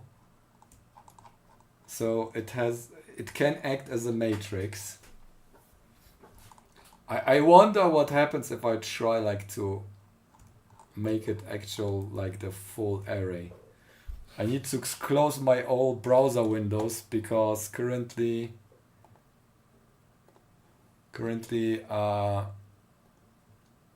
my system is using 95 gigabytes of RAM. Oh no! I'm running out of memory. I have only 33 gigabytes of RAM left.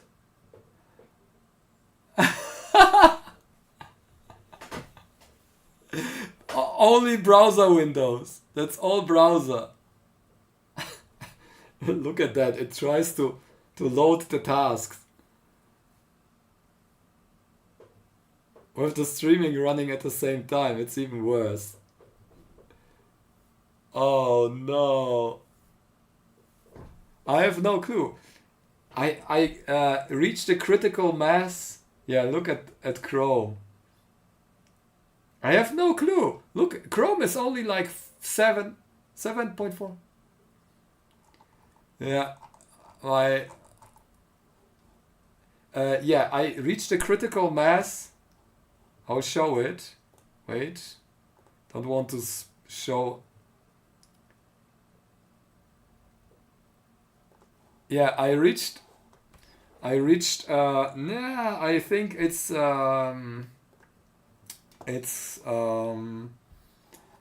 look at that. I reached the critical mass of tabs where I have like multiple windows.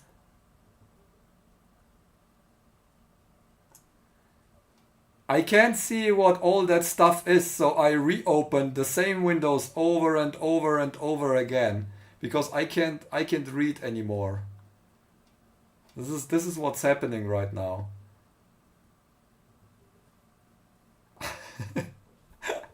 Interference, yeah. We have a moire effect with icons.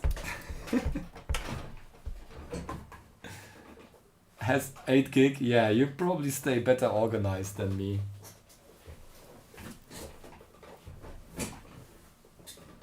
Deduplication. Yeah, but what if there is like something selected, the site is manipulated in some way or form?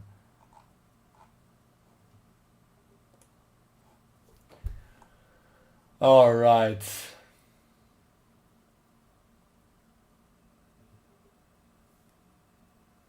What do we want to do next?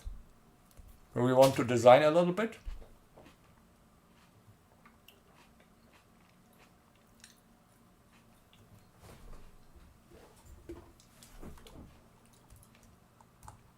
How many parts is that already?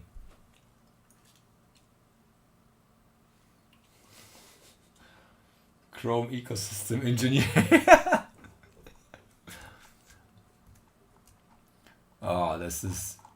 The pick and place will be evil here.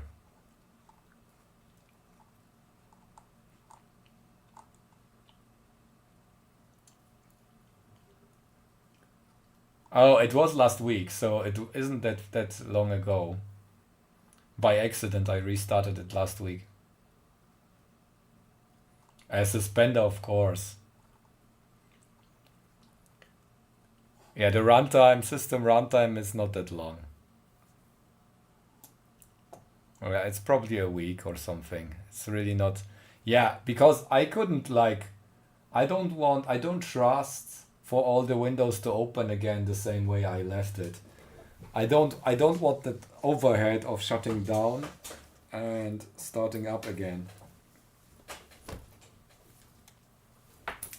I need a sweater. So let's think a little bit. I picked the 164 pin connector, so we have plenty of here's the test board. Let's switch to that.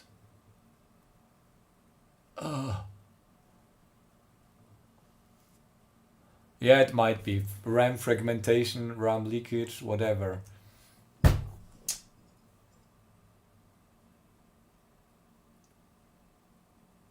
Yeah, I know. I think I have a setting so it recovers everything. All right. Let me...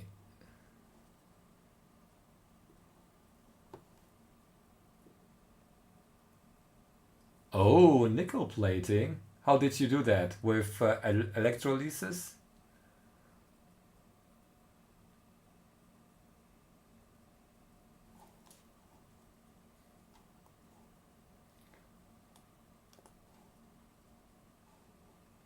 What did you microplate it for?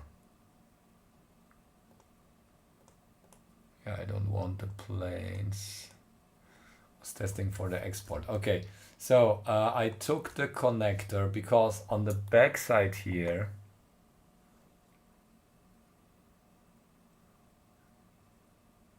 nickel plate's nice. If we take a look at the bottom layer,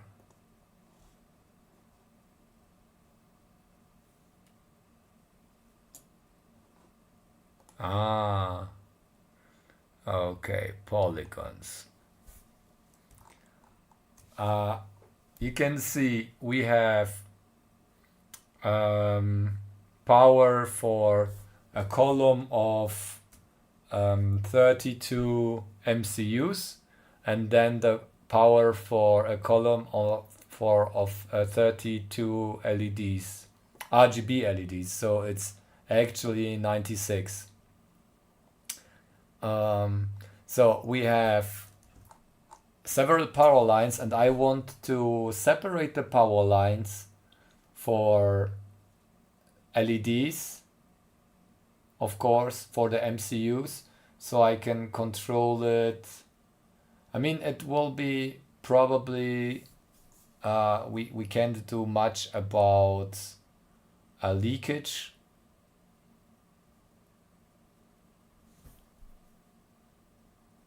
I think if the SPI is pulling up, it will parasitically power up or negative voltage or whatever. So you need to power them up all at once, probably.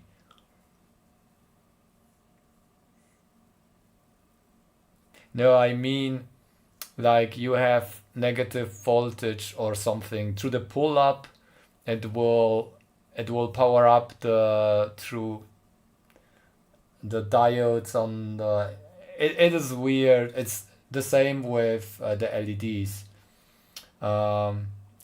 But I want like to control the power from outside, the voltage and whatever. So I will use several pins probably for the power of each of those columns. So we have here, this is 16 power lines times 2, that's 32 already, times 2, that's 64. That's 64 individual power lines that we have. And then we have more power lines for the control MCU.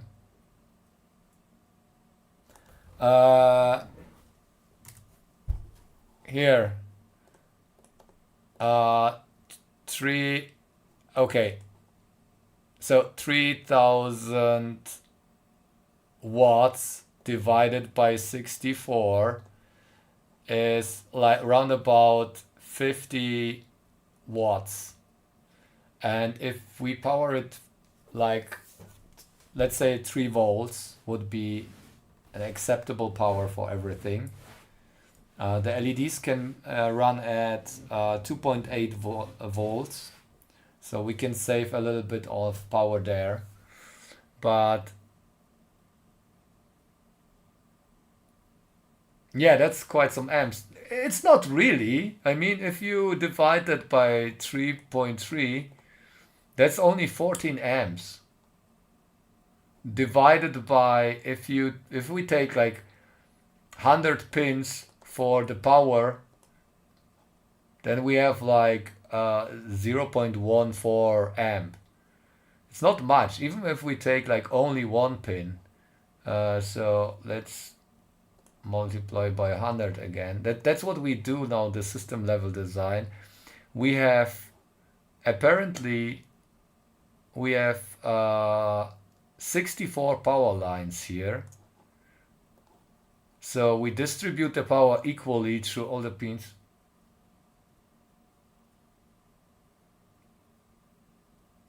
What is PDN?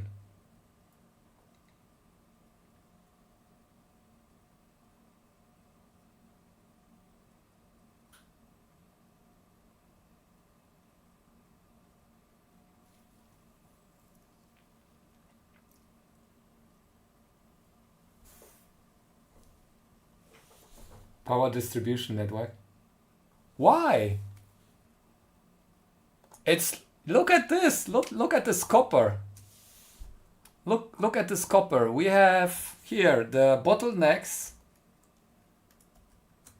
The bottlenecks are, let me measure it. We have, so we can ignore everything here. The bottleneck is this 0.3. Oh, that's not much.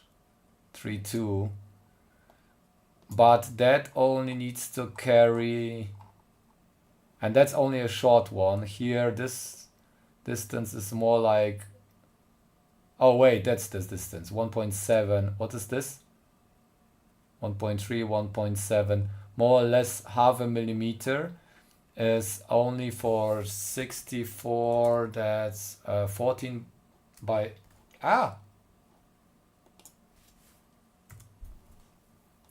where's our calculator? Oh.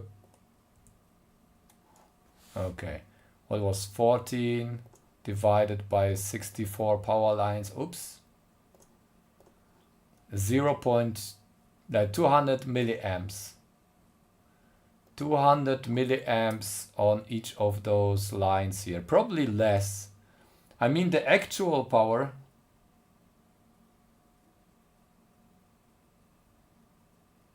Oh, I will just use PC power supplies. Most probably. I have no clue. We will see. Probably will be the main cost. Will be switching power supplies.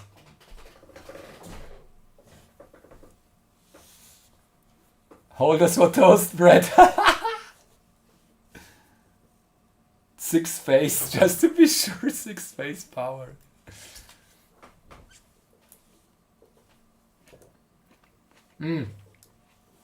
Okay.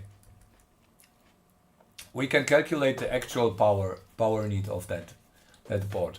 We have 10 milliamps per MCU. Let's remove that clear filter. So the MCUs will only take 10 milliamps times. Oh shit.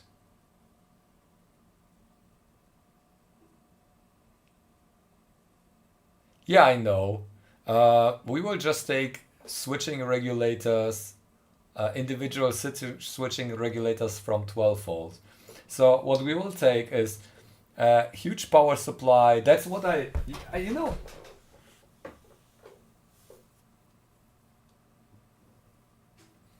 No, we will use, yeah. I will use the same thing that I used for my LED wall design, but I will be more thorough with that. So I will use step down from mains power to 12 volts and from 12 volts to whatever I need there, 2.8 or 3 volts or 3.3 volts. The power design will be quite challenging.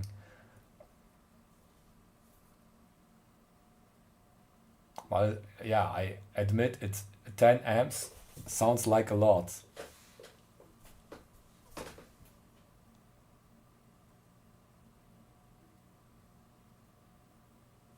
What's with that? What's the problem with that?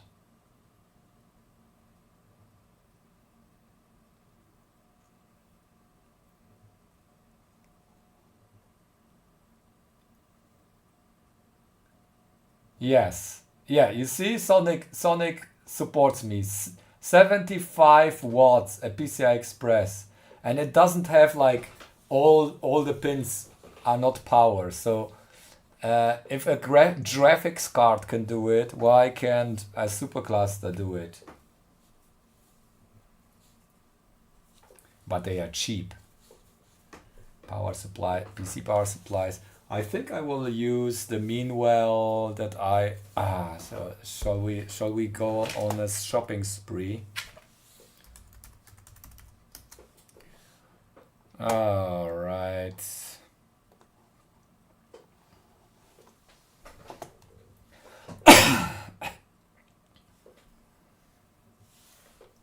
Yeah, that's why we take extra steps.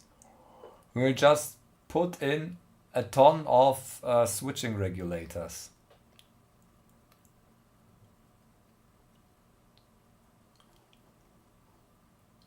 Okay, let's see.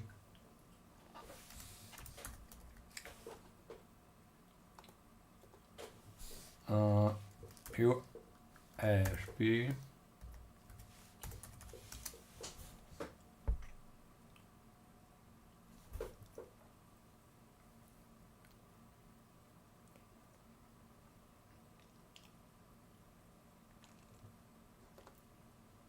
It's 24 volts. Show me that. What is this?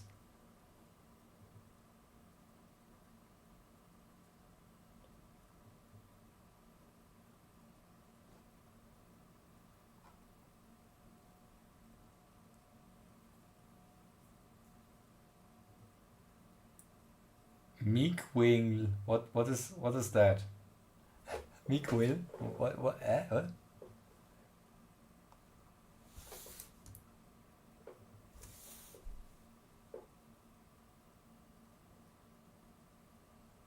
Full passive?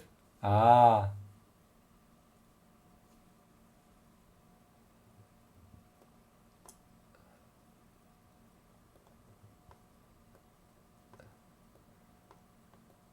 Yeah, so we take 24 in and then step down to 2 point whatever.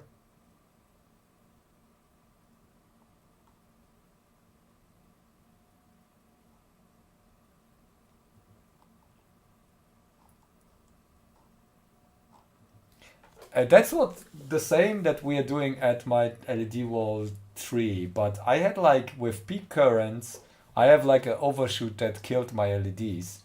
So or at least the controllers. In that case, I don't have the sensitive controller, so it might be alright though.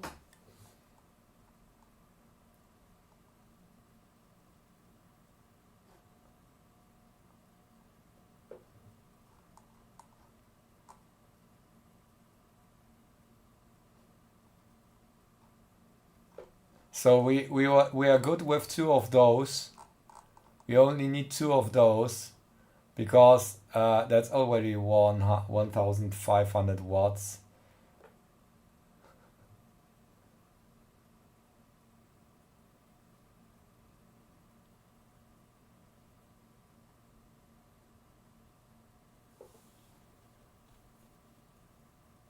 Huh? What? Buck converters were connected together very...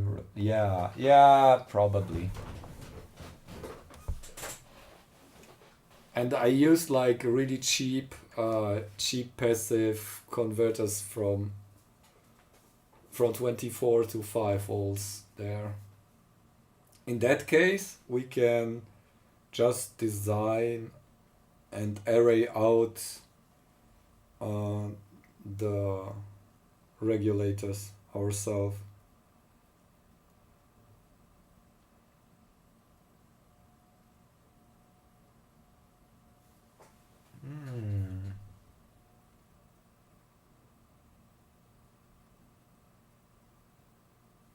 Yeah.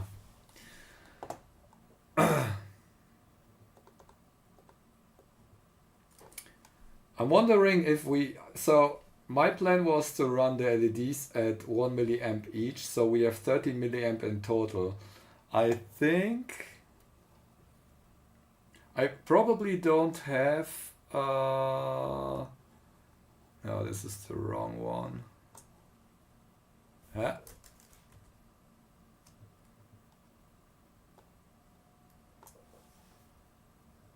No, it was like they overshoot when I turned on and every LED was white. That was an issue.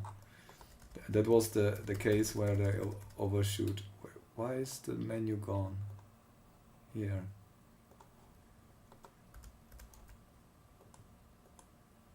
Where's the ratings?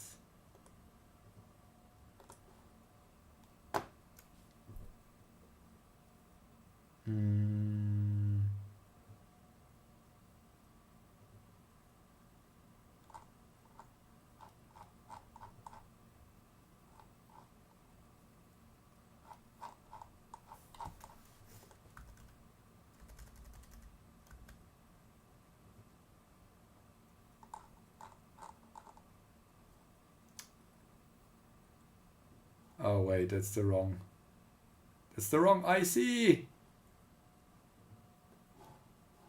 Let me open. Huh?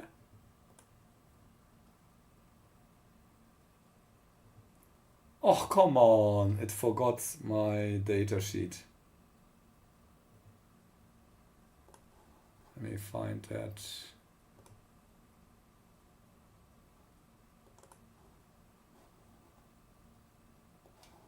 Here. I wanted this one.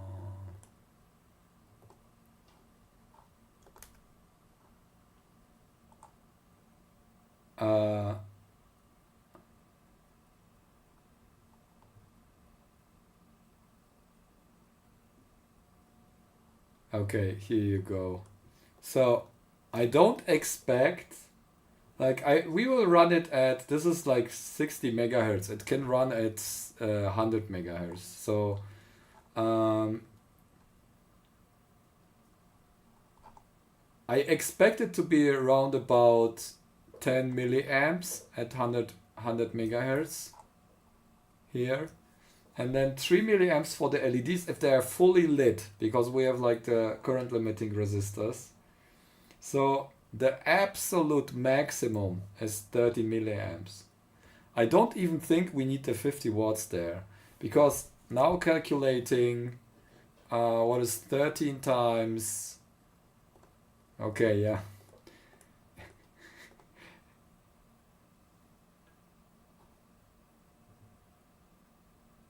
Yeah, 13 amps. Okay, it's still 13 amps. I guess. But we have like also 2.8 volts for the LEDs, so it's I mean the dissipation is maybe higher there.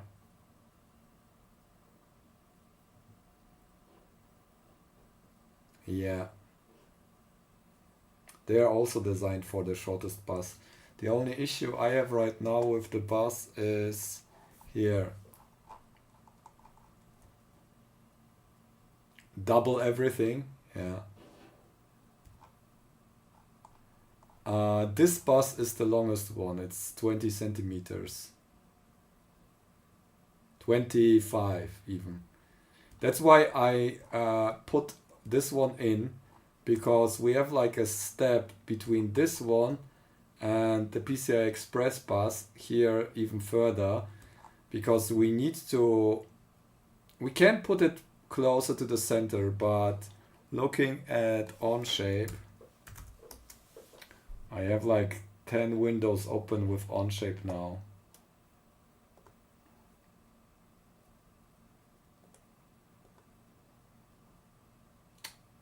Oh, stupid thing. Why does it open a new window just to sign in?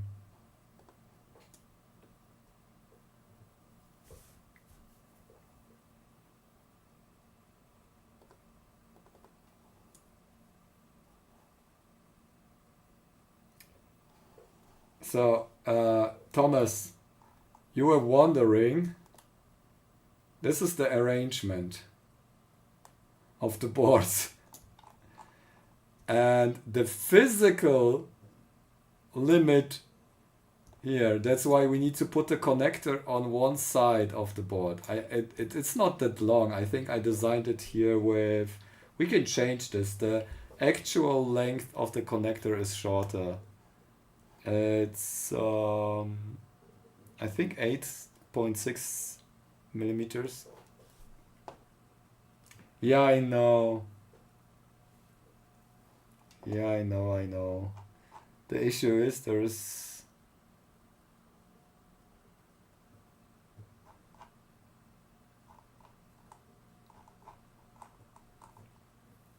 yeah, Looney rule.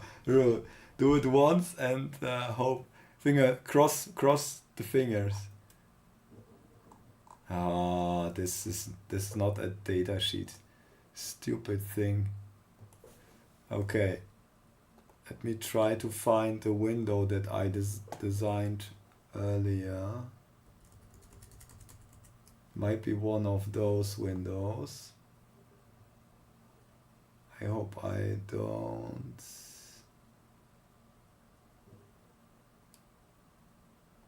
No, I don't think I have it here. There should be one. That's all NCSC research.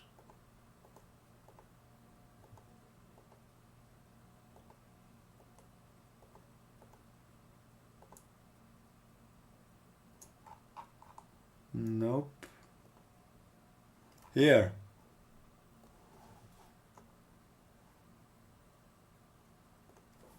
That's just I mean there are all what's happening? Oh, come on. Here we go. This is just another PCI Express connector. They're all standardized, so there is not much difference. And we have a table for the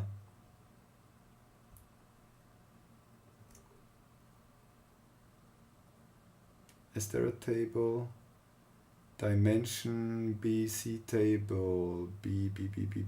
Where is B? Where's the table? B is 16 port, 164. It's 9 centimeters, so 89 millimeters. We can change that. Where's, oh no, is it here? No. Where's my Onshape window? We need to reopen it again.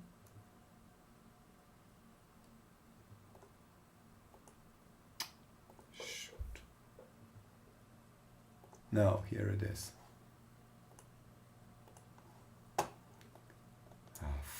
I changed. Oh, why does it happen?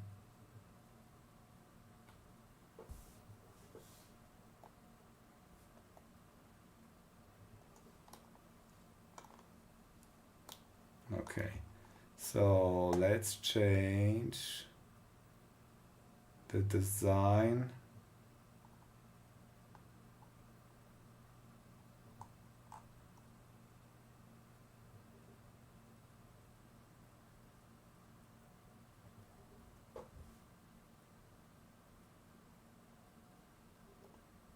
Circular.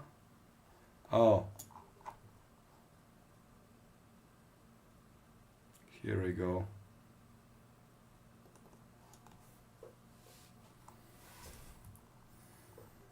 Yeah, that's designed for 12. No, that's we can change that.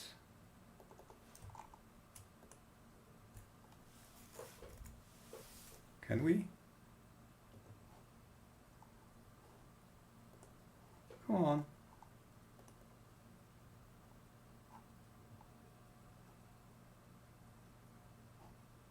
Oh, do I have a config table here?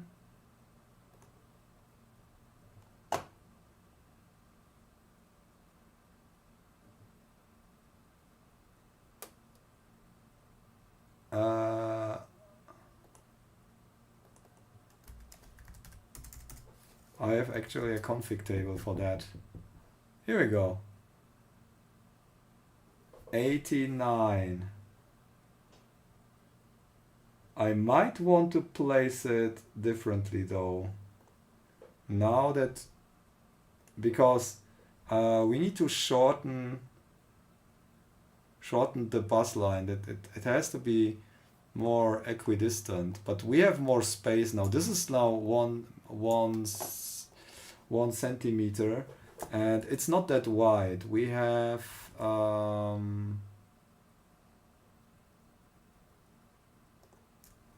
where is it again? The width of the connector is only 8.8 here. That's the width. Oops.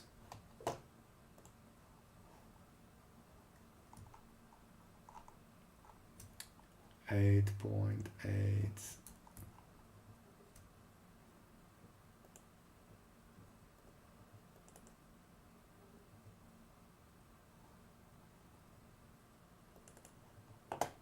Where is it?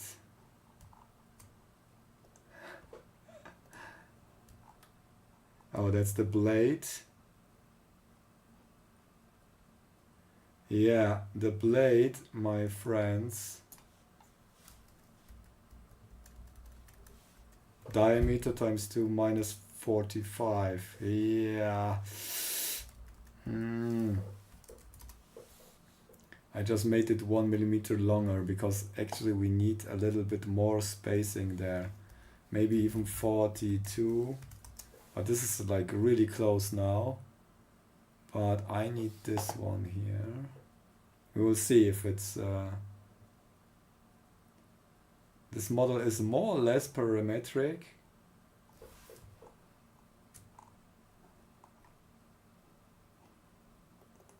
So... oh yeah, okay. Never mind. That's good enough. I don't like 43 as a number. 8.9 was the width. Yeah, and it's actually not centric either, because there is like this nubbies on one side here. So it's not very... is there like offset that we can measure for those thingies? It might be even cool if we make it actually submerged cooled. So Thomas, that was the plan from the beginning, if you're still watching. Here. Okay, they are even closer together now in the center. Yikes.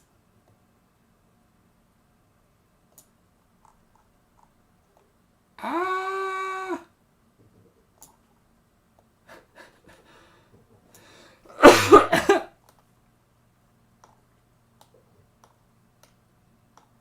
Oh no.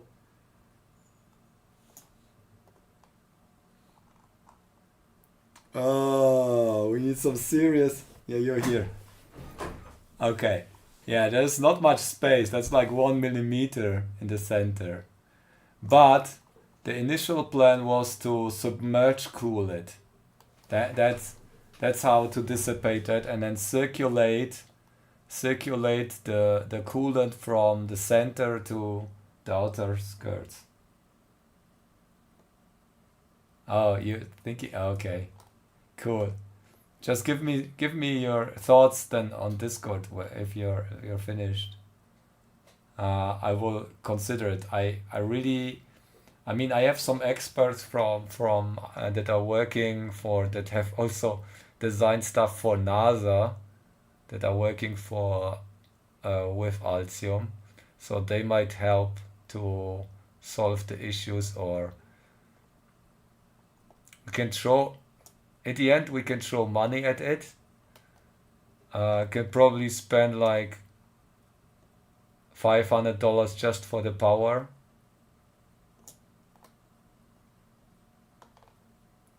So it won't break anything. Yeah, and the other solution would be like to put it this way around and air cool it.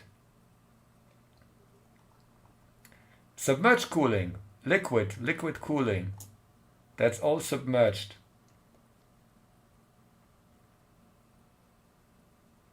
Oh, how much is it? Oh, how much is it? I know that I bought Meanwhile power supplies for $150 each.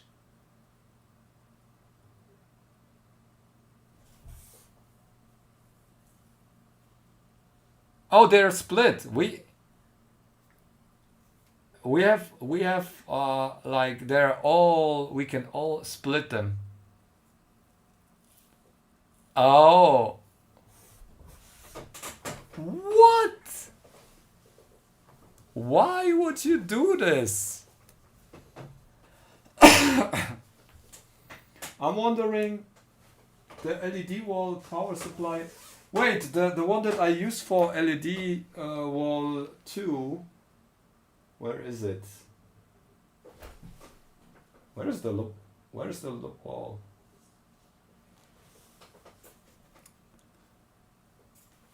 Let me check. Let me grab my power solution that I got for the LED wall. I'll be back in a second.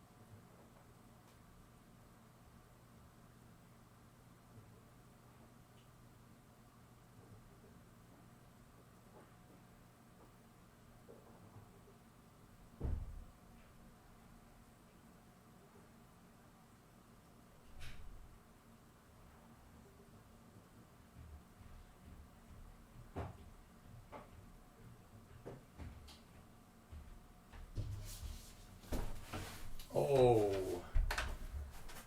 the smell here is gross.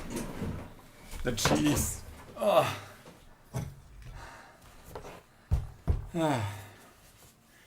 Alright, so this one is reliable. Let me show it.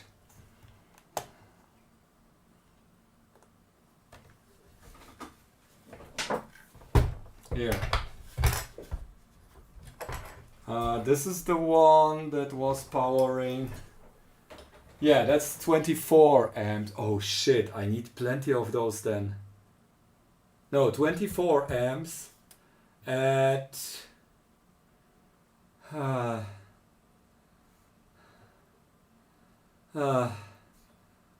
is it?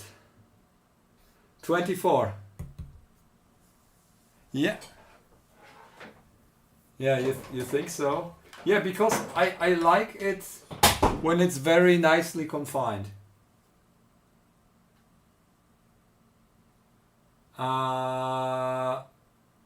Oh, 24 and output is, yeah, 10 amps. All right, you're right. So we need several of those. Let me calculate it. We have, that's 24. 24 times 240 watts. Oh, we need like, oh shit.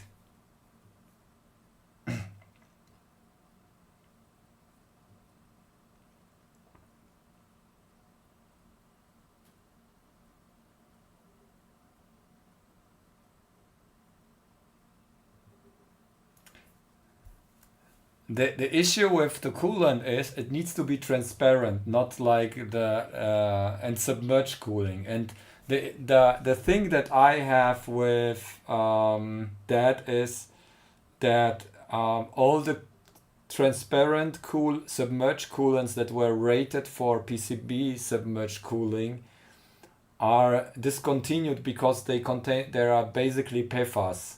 And PFAS is like this forever materials that never decompose, that are quite like toxic to our environment. And there are like only a few solutions that I don't think that there are. I don't want to like deal with that. That's why I probably will air cool it and run it at low. I call that, yeah. I don't know. There is one last resort though.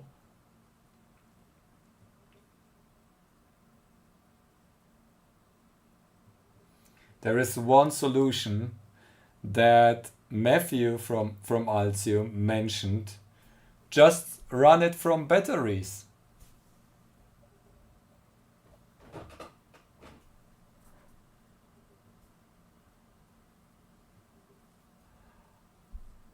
I have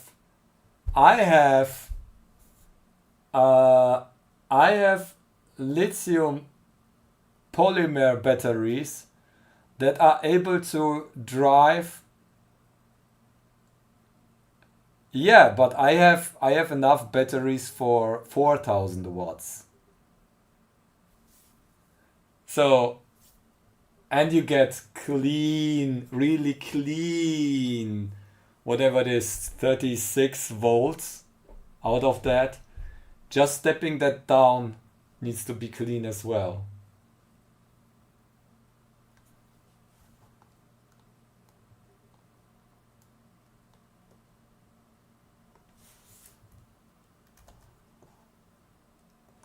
Yeah, I hate noisy stuff, but this will be certainly what is on semi.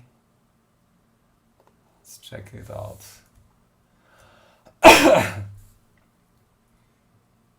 Current monitor.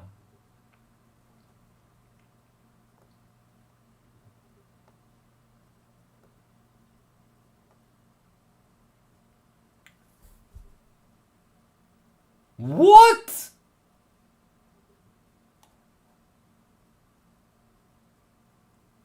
What is this? 80 amps?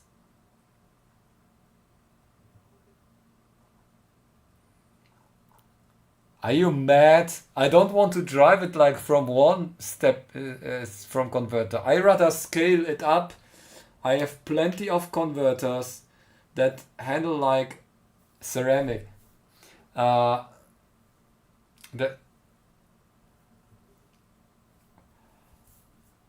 yeah, but I mean, that is really like confined, a lot of wattage in a confined space.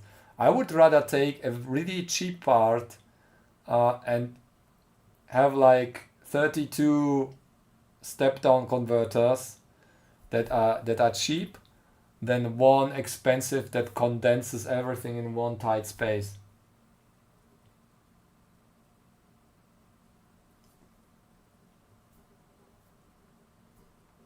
Oh. Okay.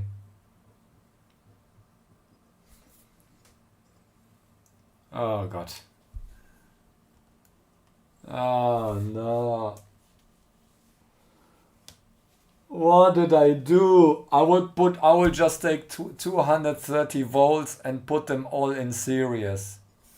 What voltage do we get if we put all the blades in series? 230 volts divided by 64. Yes! 3.5 volts. Yes! And then a current limiting resistor and we are there. AC microcontroller. We will put them all in series. All the blades will be in series. Okay, okay.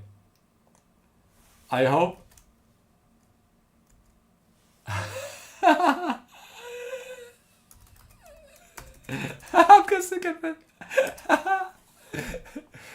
Okay, peeps.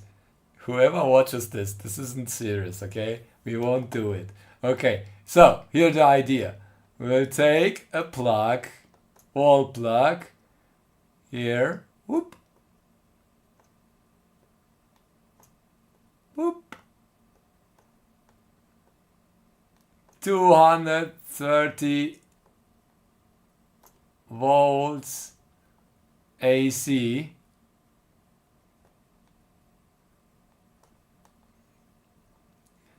And then we will put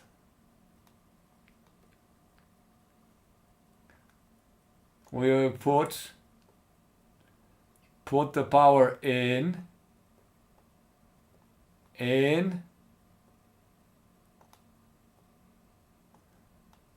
out,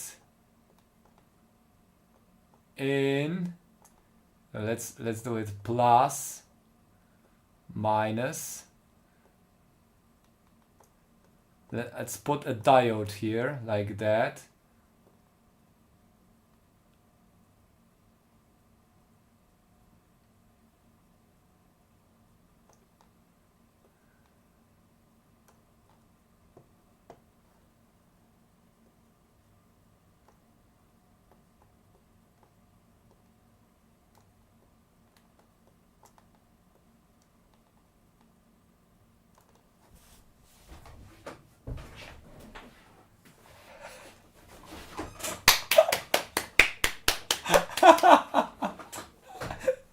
What? What? What? What? Is something wrong? Half speed.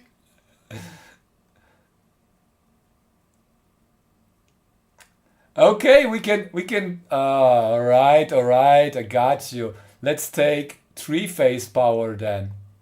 Three-phase. So times 3. And then have a 3 rectifiers here. How does it work? A full bridge mega rectifier. Here.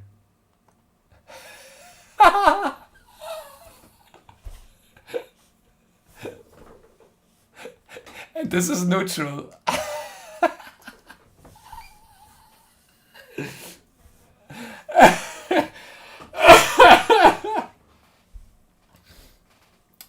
Problem solved. Problem solved. No. This is how we actually will do it. Yeah, people will love it. The interwebs will love it. I tell you that. Alright, I didn't record it. Funny. Alright. So what we will do is we will have 230. 230. Then we have a chonker. Let's say 24. We need 24 volts, otherwise it's like whoop. 24, and then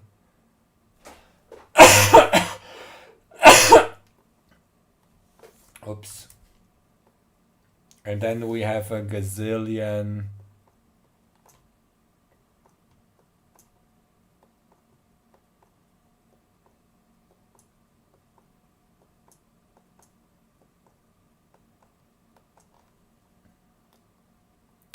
Two point 8, 3.3, 2.8, 3.3, just small ones and plenty of those. Divide and conquer, people. Divide and conquer. Here we go. This is how we do it. And of course we need some protection. I hope we will put some protection diodes here. What is the Zener diodes here? Boop, boop, boop. And fuses here. So if we have anything that happens here, we don't get 24 volts into our blade. And one blade will basically share multiple of those. So we have like, oh shit, that's plenty of switching regulators.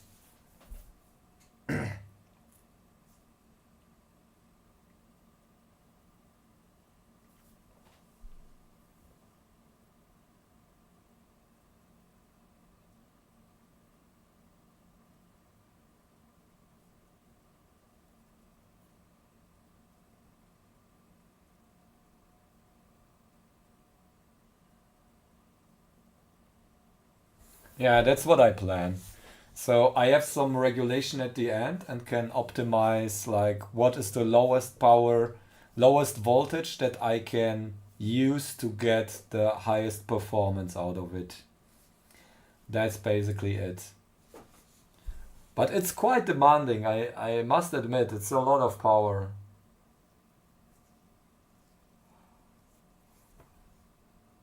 That's my thoughts. This here, this one, let me show it on camera though. These switching regulators here,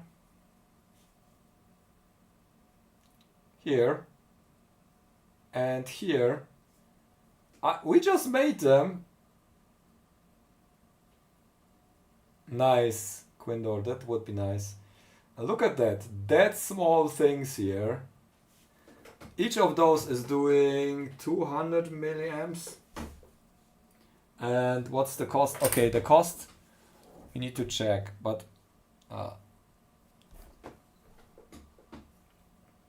yeah, we have this is a high frequency. I think we used a Texas instrument, but we can use a drop-in ripple.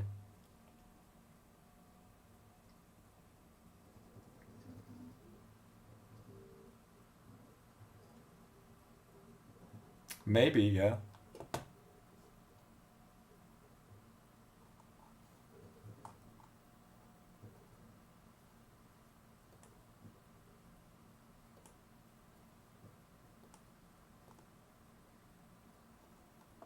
Dudes, let me load KiCad here. You're nice sparring partners though.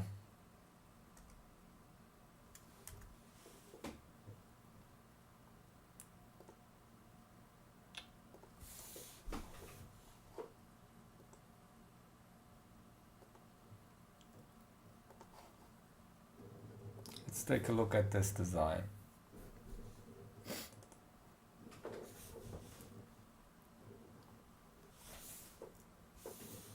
Okay.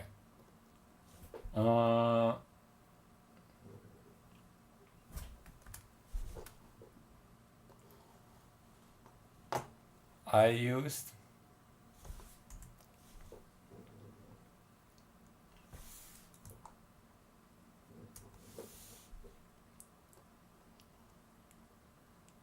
here we go. Yeah, Texas Instruments. I think that might be reliable enough.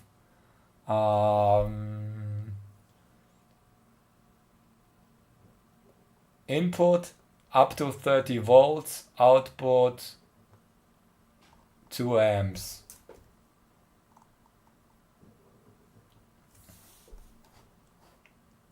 So I just need 8 of those in parallel to handle like 14 amps.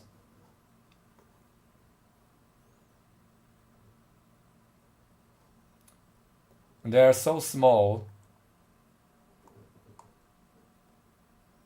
Switching speed is switching pop, pop, pop, pop, pop.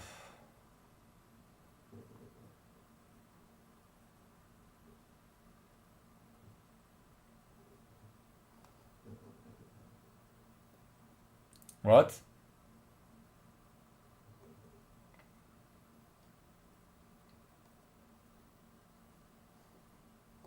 Yeah, but they are probably expensive. Give me numbers. I want to see numbers. Give me links. Holy flame. I need to check for the price. Why would they blow up? Switching frequency is 500 kilohertz. Oh, it's not that high.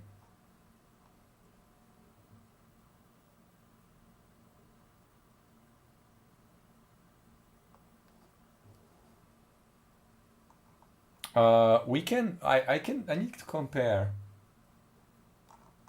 Yeah.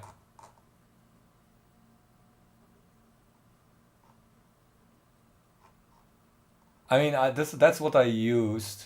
We can check what did they pay for that LCSC parts. I have like my. Oh, you know, I did an assembly for those boards, I think. Yeah.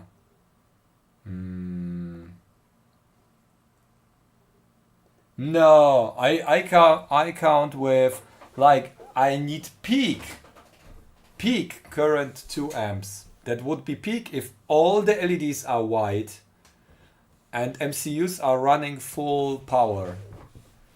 This is always like exceptional. I can always like turn down the LEDs to a minimum if I see alright we're running out of power. That same thing happened with my other cluster. I mean, it's only like 1/4 of the power is going to the LED, but still.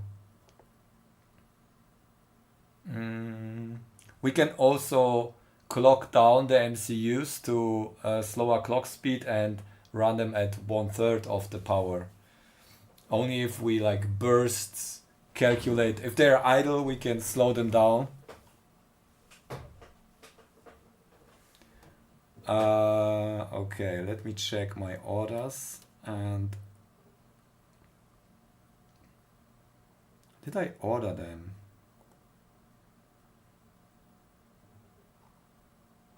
Nope.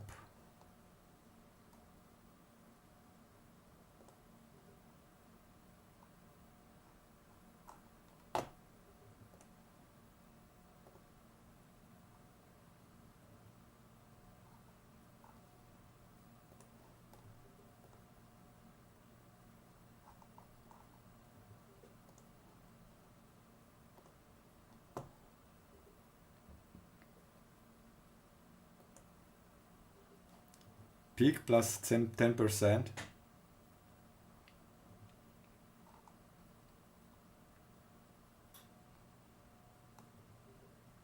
Here.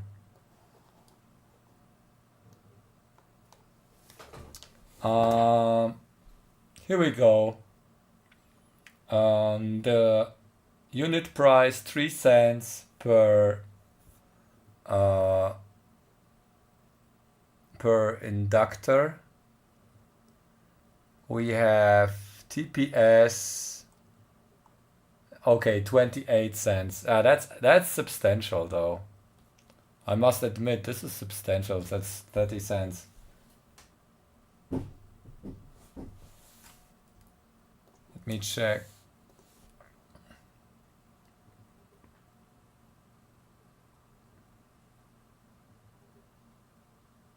Yeah, you need that for the high switching frequency.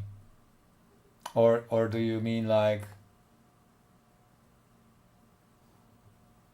this is what there is a calculator. This is what we got from the calculator. The interesting part about that those here was the resistance is only like 62 milliohms. And they are quite flat, so they can be built. Current rate, oh yeah, 2.4 amps current rating. Saturation is at, yeah, 3.3 amps saturation, so we should be fine with 2 amps. Yeah, do I? That's what we calculated though. Oh, I think that might be for like that's what it spit out probably for 1.1 volt. I'm not sure.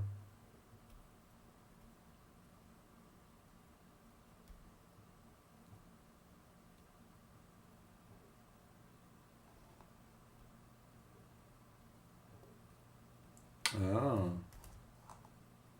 Okay, let's see if we get that here.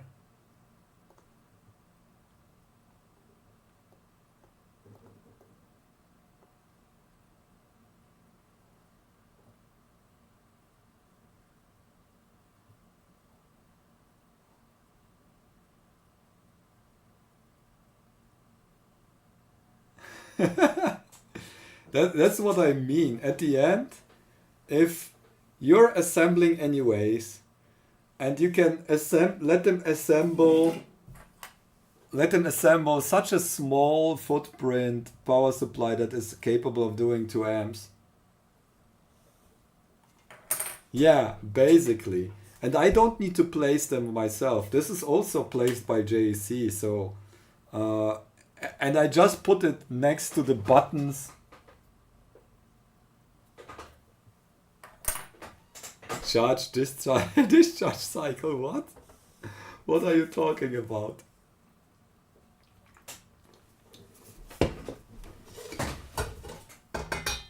Oh, the fondue is still cooking. Oh no. I need to turn that off. I had too much fondue. It's probably very hot now. Ah.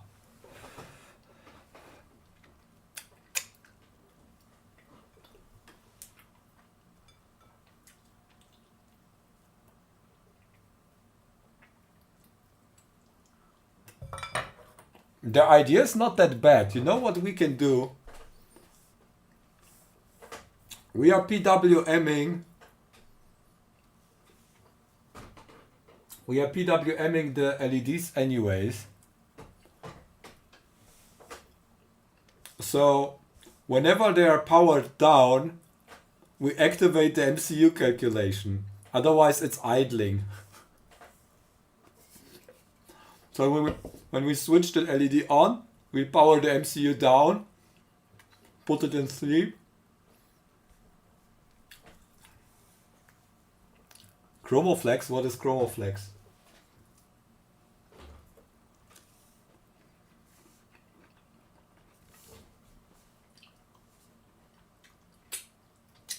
Did I drip? Oh shit, I dripped with the pickle on my board.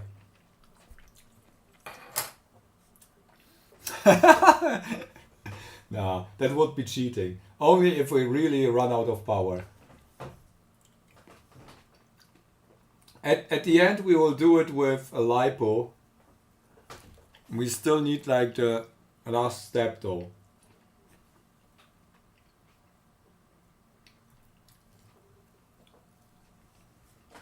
Because charging lipos can be done offline and it's mobile.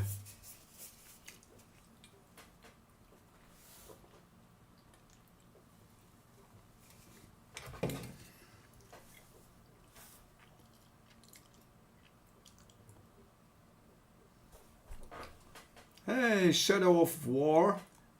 Shadow Legends. This stream is supported by Shadow Legends. Get your free loot box now. What is this? Yeah. Is this the one that I use? No.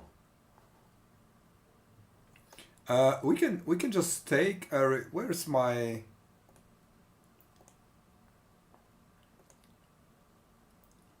Oh no, it's still we're trying to solve. Do you know the ultra cluster? We are trying to solve the issue that we need like 14 amps per blade and that's 64 blades. So we're trying to solve. You know what? I will just look for the number and get a replacement, a Chinese drop-in replacement. Now, wait. You know what? This is how we do it. DC switching regulators.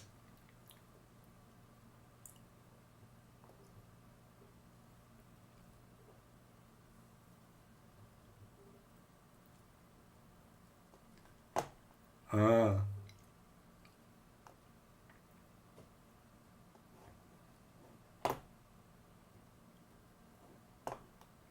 Yeah. Output current. Let's see. Let's do 2 amps. Oh no, if it's Chinesium we need 3 amps then. That's Chinesium amps. Here we go.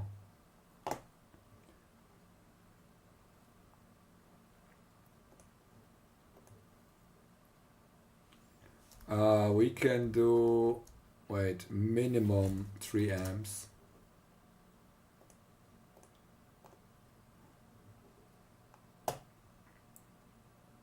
Oh, that's all.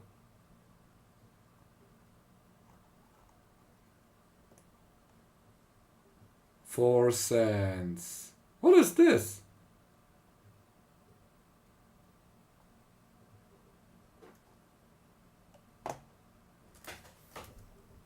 Oh no, the operating voltage is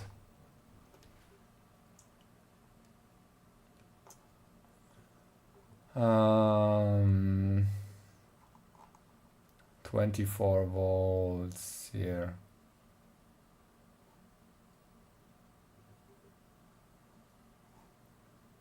Booster, back, boost, back, boost, back.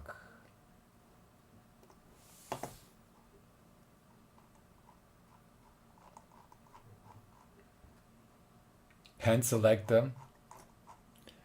Okay, let's say output voltage, operating voltage is,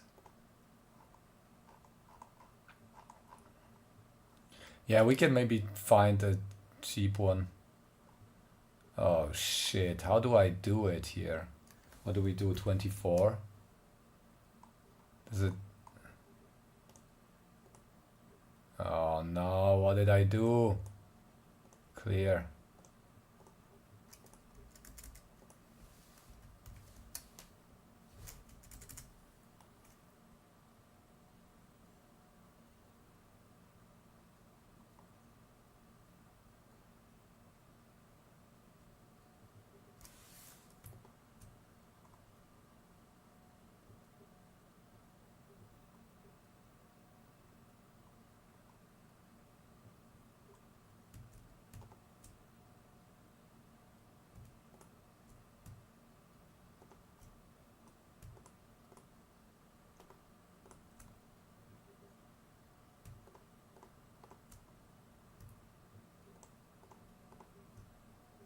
Maybe I should.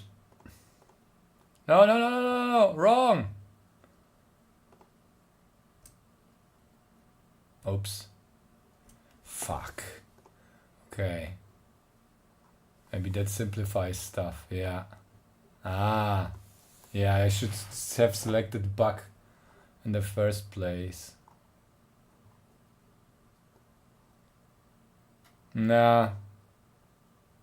Shit. It's always 30 cents.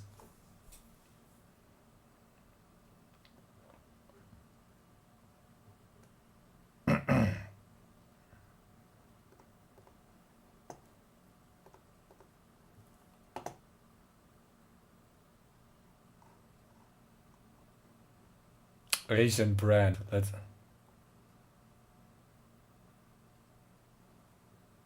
Let's try Asian brand. And scroll down until we find one. Here. Found something. 3 amps. Fixed. Fixed 3.3 volts. Fuck. 13 cents.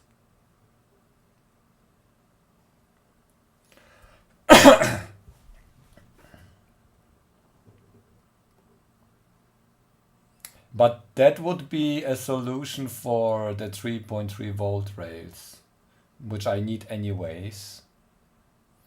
But adjusting slightly would be really nice. Okay, 40.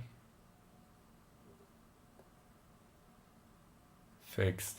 Okay, let me change that. Clear filters. Bug.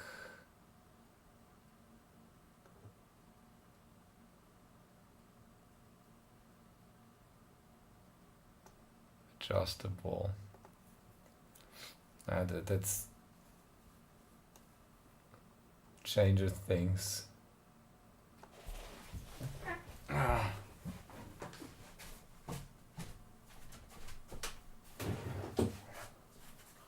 What about this old AT power supply? What do we have here?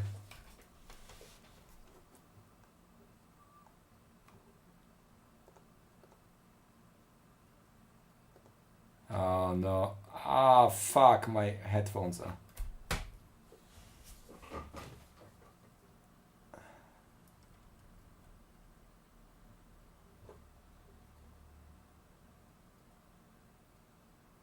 Five volts, 30 amps.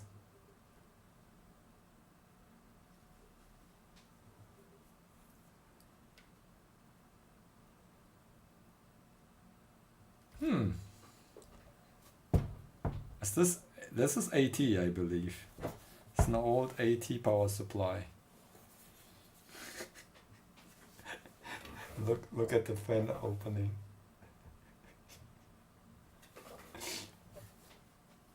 This is really old school. Hey Artem.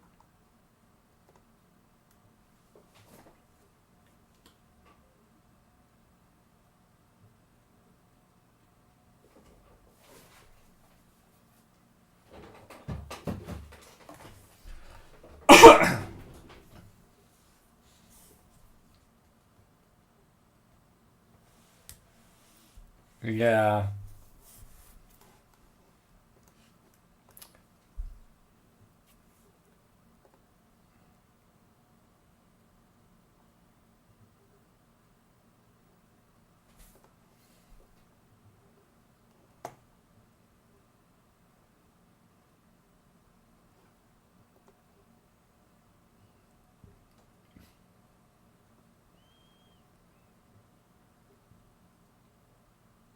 ATK's external PCI Express box. What? Cool.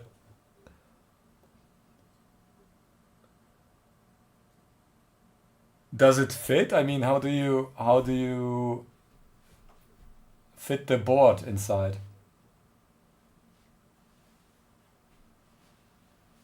Voltage regulated. Hold the cards. Ah. Ah, right. Cool.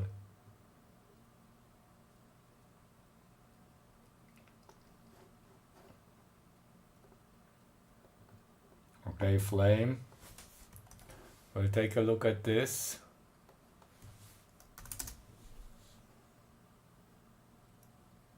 €2.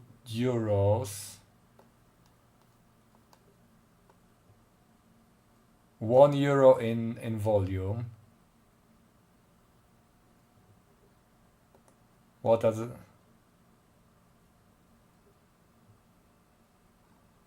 What are the specs?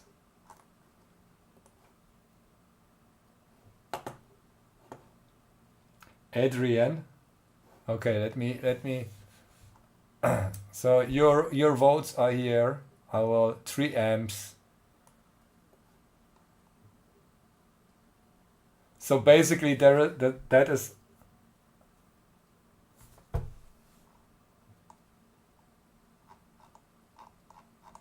that has the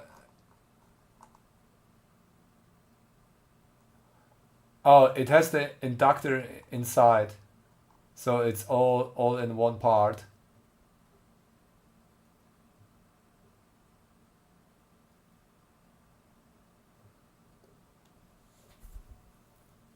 You know what?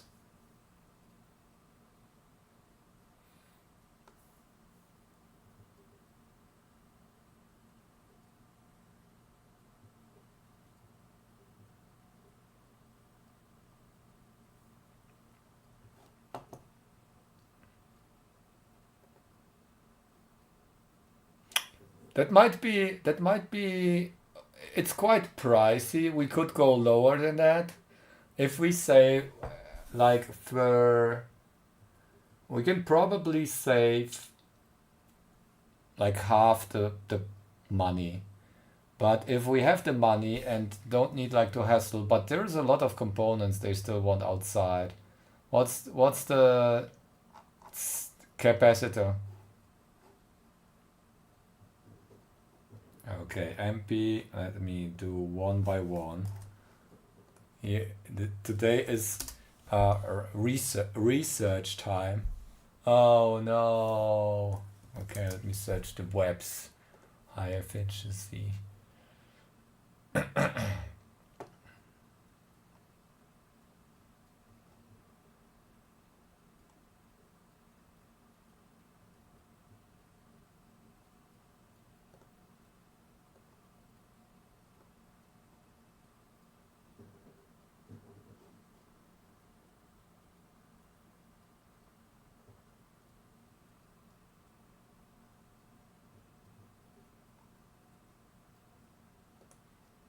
Oh, that reminds me of the step down regulators that I'm using.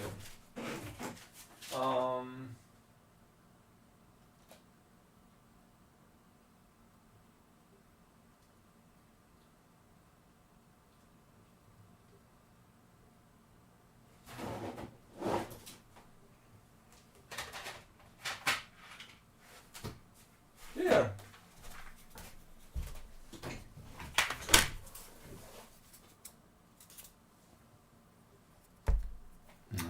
Camera. No, I don't want. Fuck. Changed again. Here. So it's a drop-in replacement for a TO package.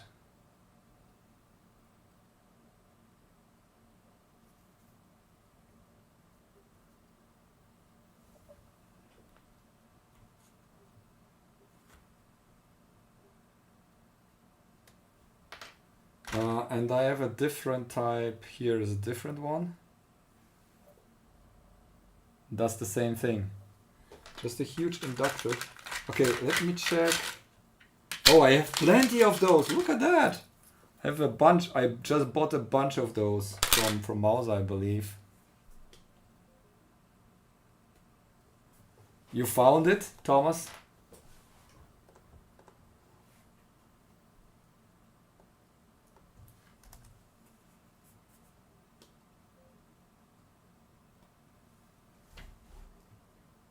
Any part that we can find on LCSC is a winner.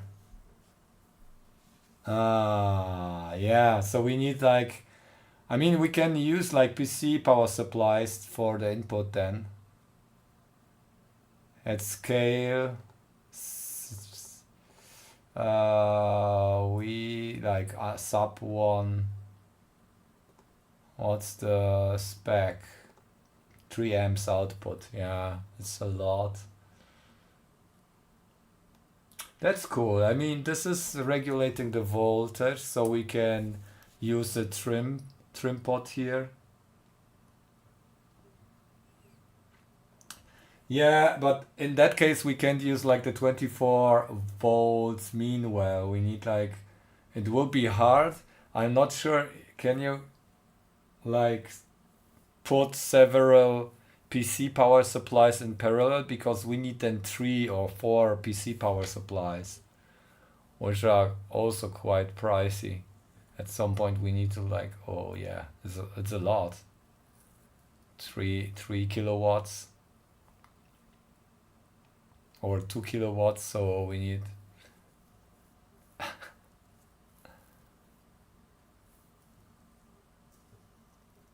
as well be the power thing. Maybe I underestimated like the challenge here.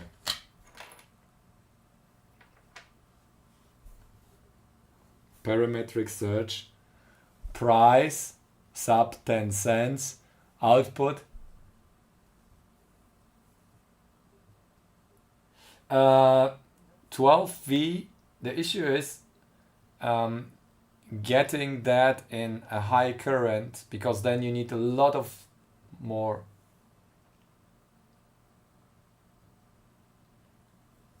Yeah, we can use like 2 amps if it scales, like the power, the price scales. So if we use like 2 amps output,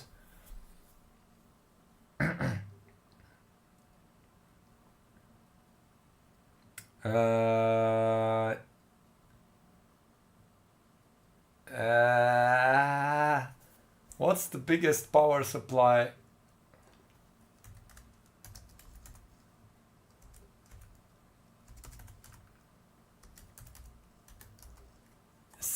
What? 100 watts. 6 what you can get? Oh really? Oh shit! $600?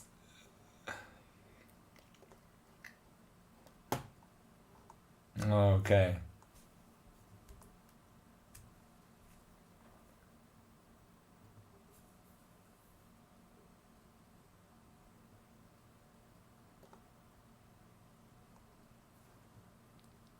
Oh, I can just get Crosshair 3000 watts, $400. Here we go.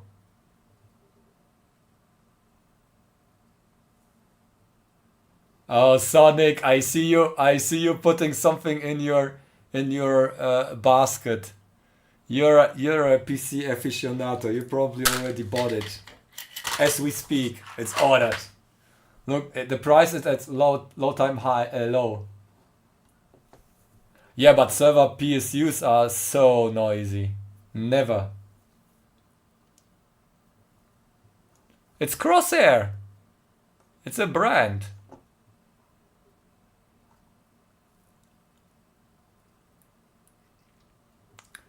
Look at that. 250 amps.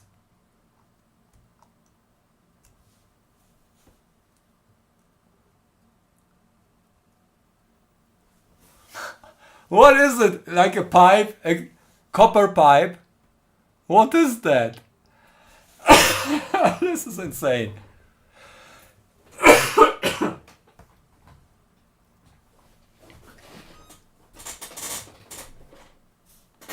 Welding.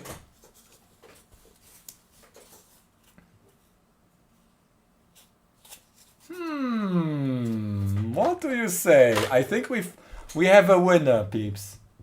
But if this breaks, I mean, I have warranty then. Ha! Okay, let's calculate.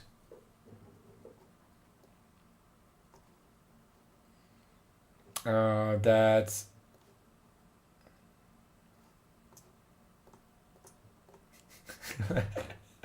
but 250 times 12 divided by 3.3 times 0.9 probably is the efficiency. 818 amps divided by 64. That might be sufficient. This power supply will be sufficient at its peak power from the 12 volts rail. Ha!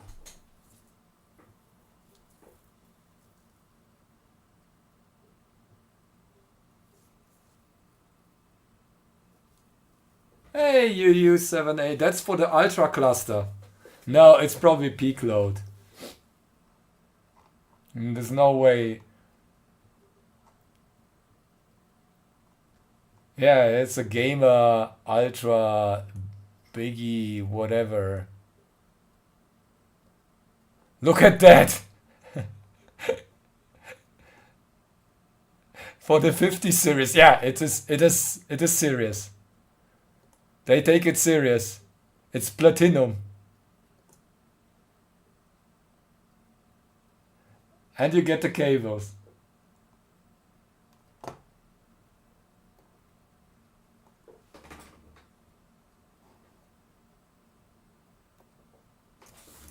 Thomas, didn't I check it already? Wasn't it that one? No. Okay, let me check that one. What did you find here? 2.5. Oh.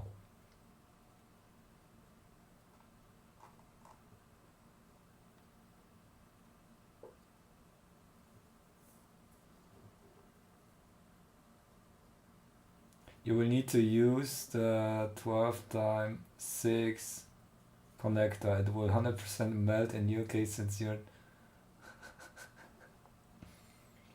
Oh, the price. And it's out of stock.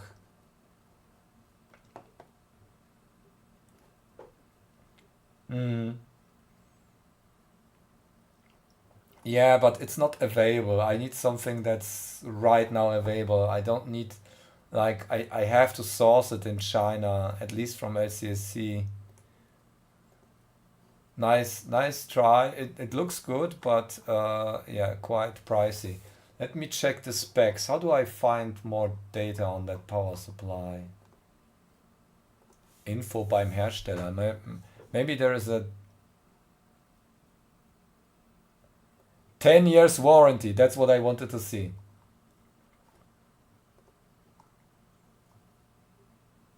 Semi-passive. Where does it say?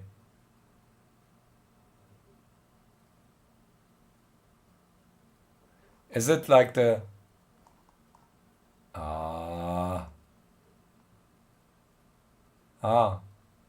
94% efficiency and 80 plus. 80 plus is probably more common.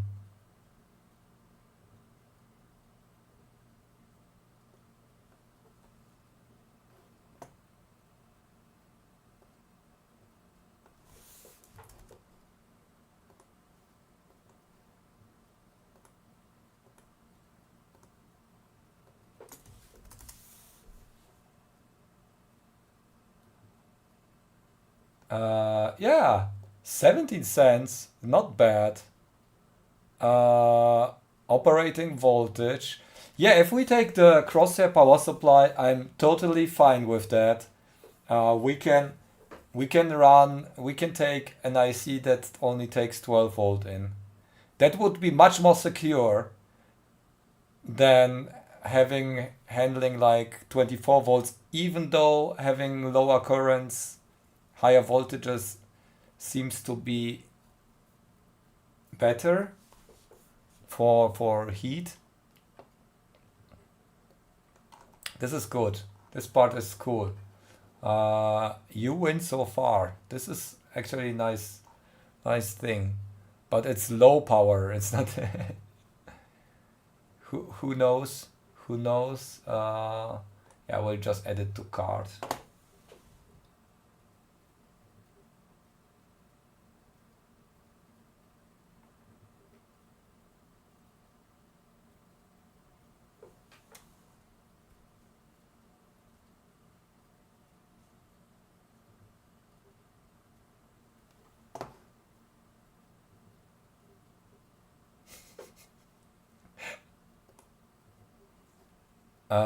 Total power, but is this like peak? Where's the data, technical data?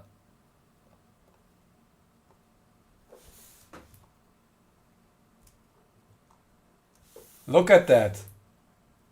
That's all what I wanted to see. Continuous power, 3000 watts, warranty 10 years, on the same page. It's on the same page. That's only thing I wanted to see. If it breaks, it breaks. We can give it back. Yeah. Perfect, Thomas.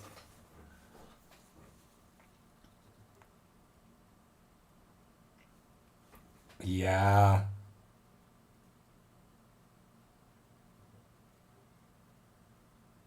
Yes, less heat.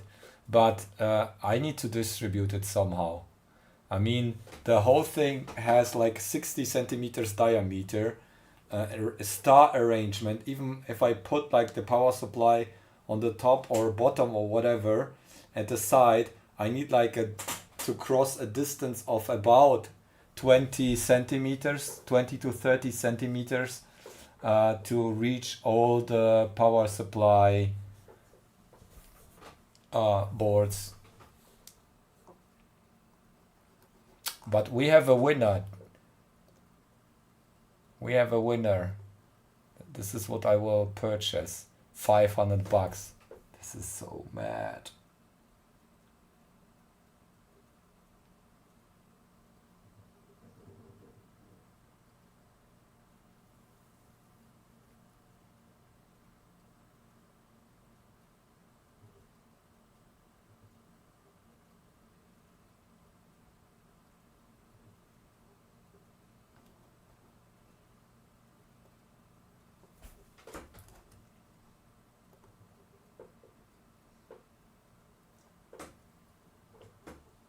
No, not doing that.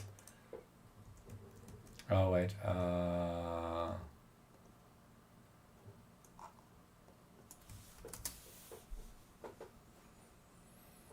10 cents. Oh, 3 cents. What? Asian brand. Oh, now we are going really cheap. 1 megahertz. I like that. I like that. What do I need? 32. I have 32 times 10. 300 milliamps per column. More like 500 probably. So, and I have 6.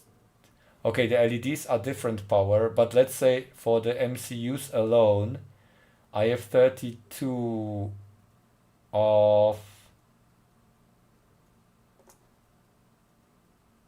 16.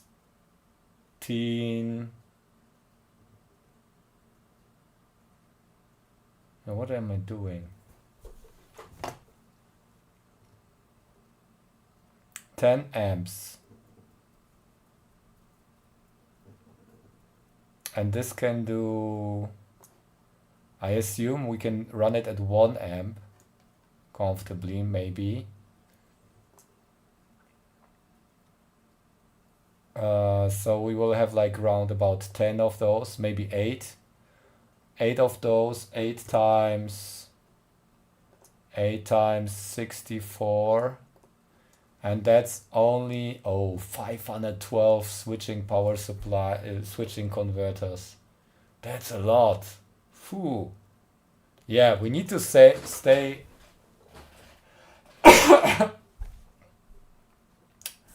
No, it's not inductorless. That's only for the MCUs. We need 500 MCUs. That's what I want to stay below one euro. More like below 50 cent, and that one has the potential here. Let's see. Yeah, here 4.7 microhenry. That's the typical application. Now that's output 5 volts, 2 amps. Yeah, we need to check. There's probably a table.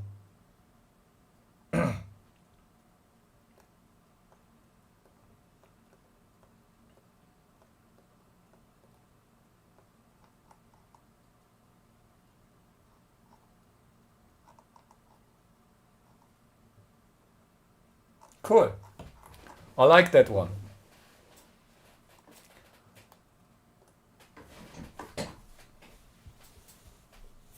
Yes, they heatsink? What heatsink? Oh no. Oh God. This will take a year to complete.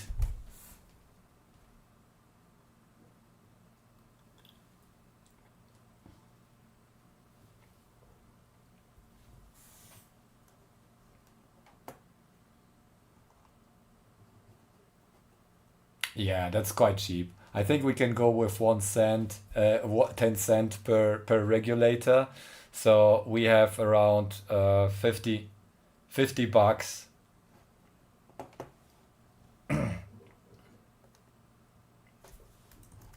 Thomas, if this is expensive again. Dude, are you listening to what we say? Look at that price. The inductor is only like few cents. That's not justified. We can't. If I need like 500 of those, I will pay like $300 or euros only for the switching part here. I mean, it's not that expensive, but compared to where is it? Compared to the 3 cents, is this one? No, this was, which one was it? I lost it already. Let me check my card. Here, this one.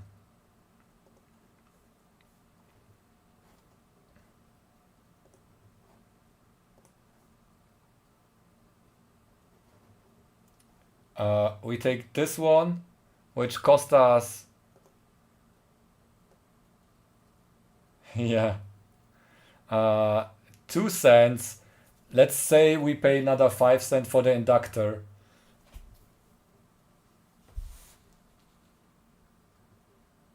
Oh, yo.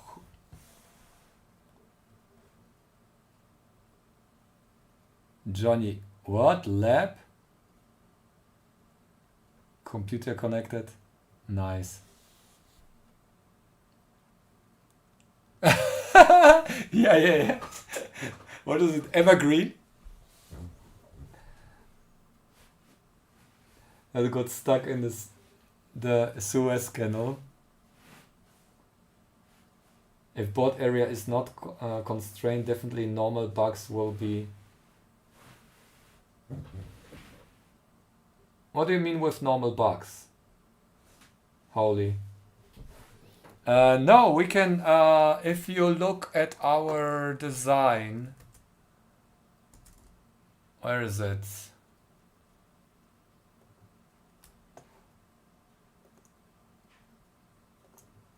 Yeah, I lost it.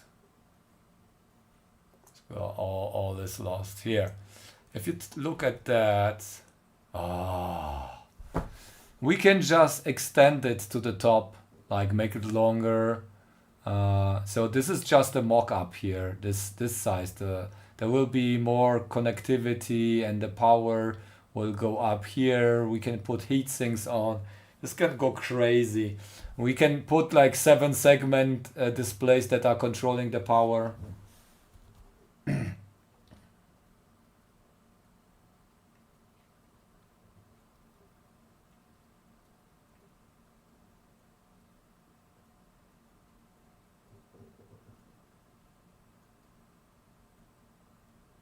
Yeah. Yeah, external design. Yeah, I know what you mean. Yeah. Holy, I totally agree. We're not building a smartphone here. We can totally just put individual. That's the same reason why I didn't use resistor networks for the LED current limiting resistors, because the resistor networks are way more expensive than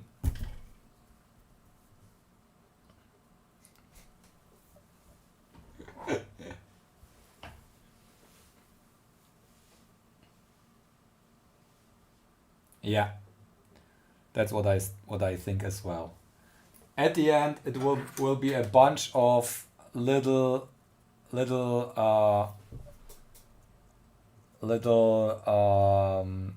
regulators like here on the side of the board. That's like what is it? A square centimeter. AI initiative. Yeah, maybe I can get some government funding for that. They are so crazy about everything that's AI right now. If this project actually works and we get some traction, then I will go to the government and say, hey, here, this is a prestige project.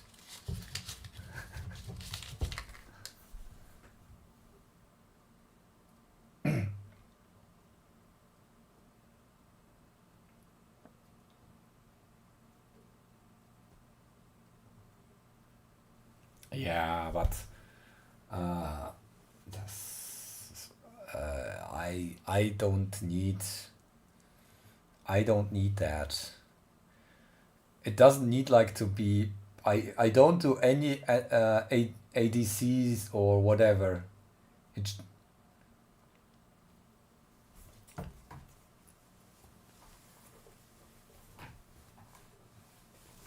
yeah. I like TI because they have like some safety stuff built in. So if they overheat, they don't like just die and put like the 24 volts through. What I experienced, they shut down, but like the old LM whatever regulators do the same. They just shut down and the documentations, yeah, the calculators documentations. I will check out. I mean, if it doesn't matter if it's at the end, I don't need like to save up like $100 and be not safe and destroy something that's worth $10,000 with that. Like that's not worth saving $100. So I rather pay an okay money for that, but I don't need like to pay overpriced stuff with highly integrated wood switching inductor whatever IC that costs $10 each. Don't need that shenanigans. Or rather have everything nicely distributed on the PCB, so the inductor and the IC can dissipate their heat equally to the board, and that's all I need. All right. Gold plated, yeah. We need some space technology here. My voice is gone.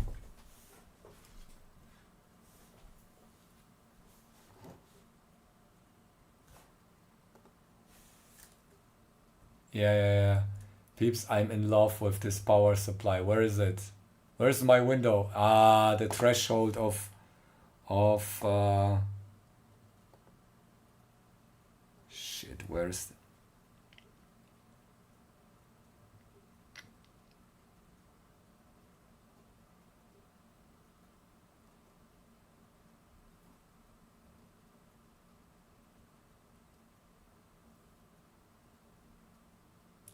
my Geizhals page? Too many.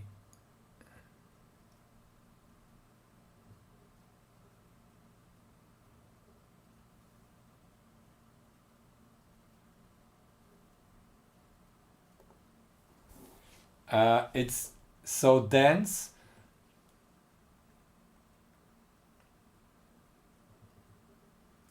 Yes.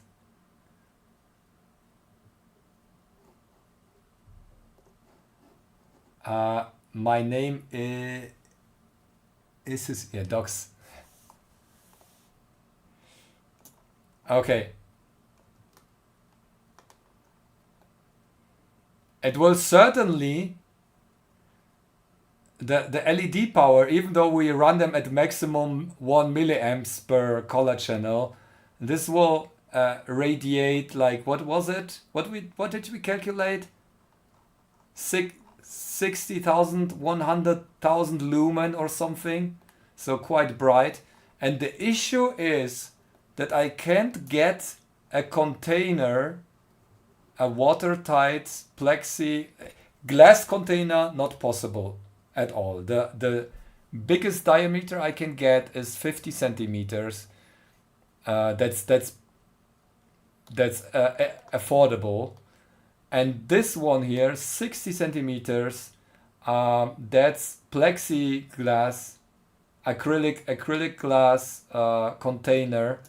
That costs already $250, and the maximum diameter for this extrusion is 60 centimeters. That's why it's so densely packed, and there is no way we can. That's all right. Before the plexi dies, the MCUs will fall off. I can tell you that. We will run it run it controlled. If we need some serious cooling, we will supply it with dry ice and good ventilation or whatever. Liquid nitrogen.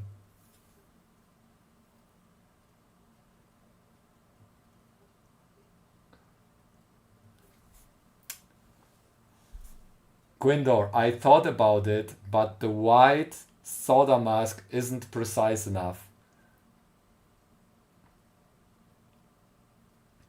No, because it needs to be transparent. Polystyrene, it's not really transparent. It needs to be like clear as glass.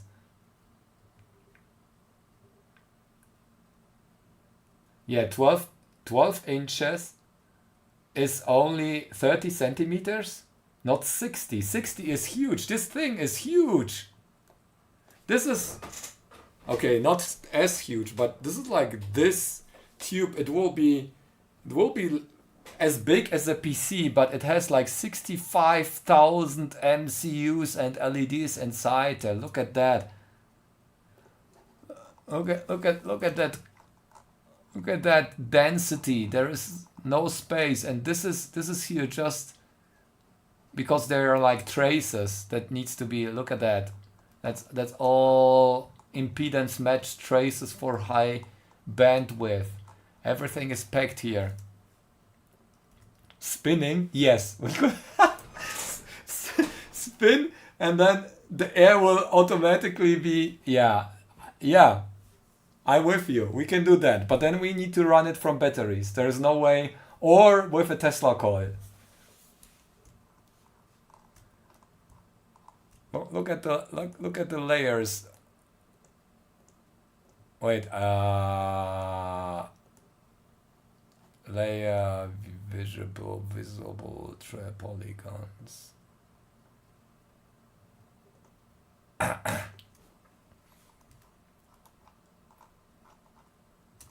It's packed.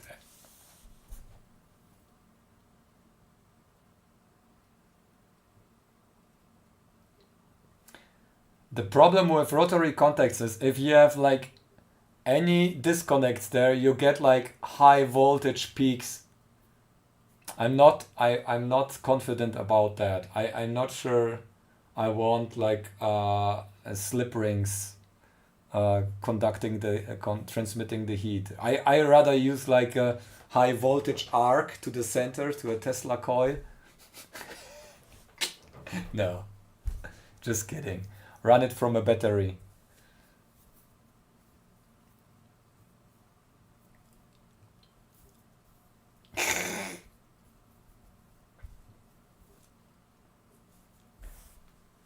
But you know what? I like that. If I ever find my guide sites window,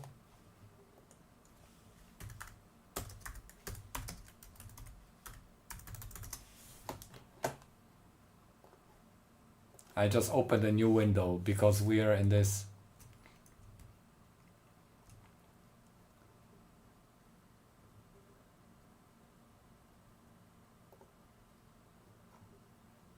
This is.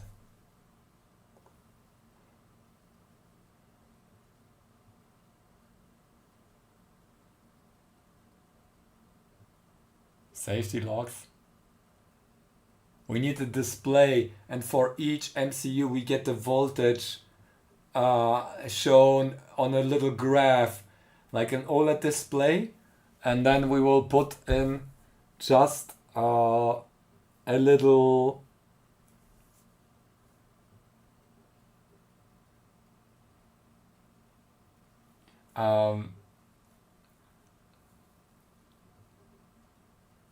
I take an MCU with plenty of ADCs and then have like a display monitor all the power rails.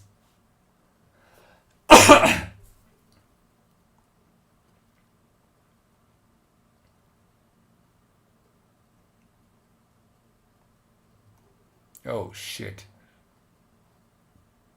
That's interesting. This is like, okay, Pro Shop. I like ordered there before.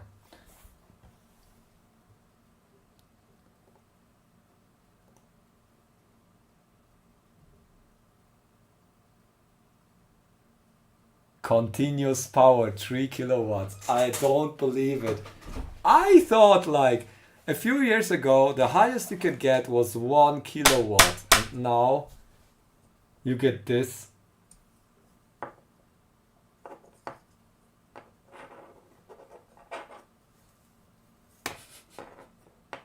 And got 2 monitors. Yeah. All right, peeps. I think I had enough for today.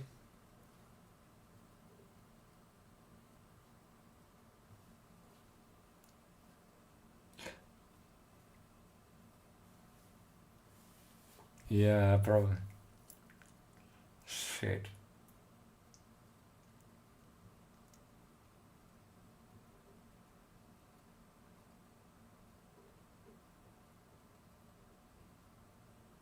Tiefziehmaschine, Polystyrol, look up even. But polystyrol isn't like really transparent. It's like translucent, but it's not transparent. I used it for my lightsaber. It's slightly diffuse. It's not like it's or you mean like the glass that you get on garden sheds and so on. Polystyrol glass. Tube. Yeah, okay. Tube. Okay, I searched for here 50 centimeters, but that's only a tube, not a closed container. Closing the container, like gluing it shut and making it resistant to like cooling fluids, is the issue. And that's what that container that I looked up was, let's say 600 millimeter.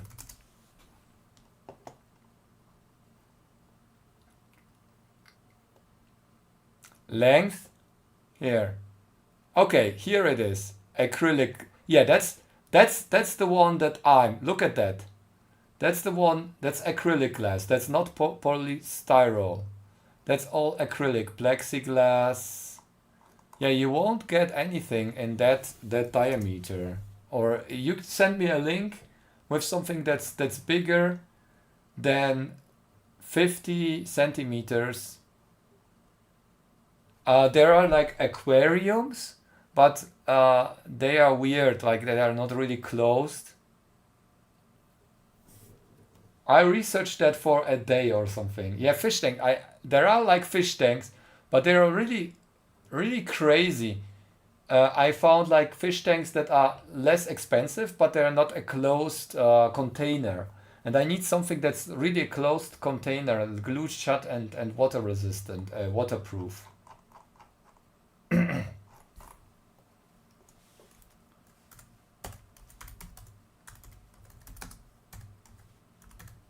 The aquariums are several $1,000s. Oh.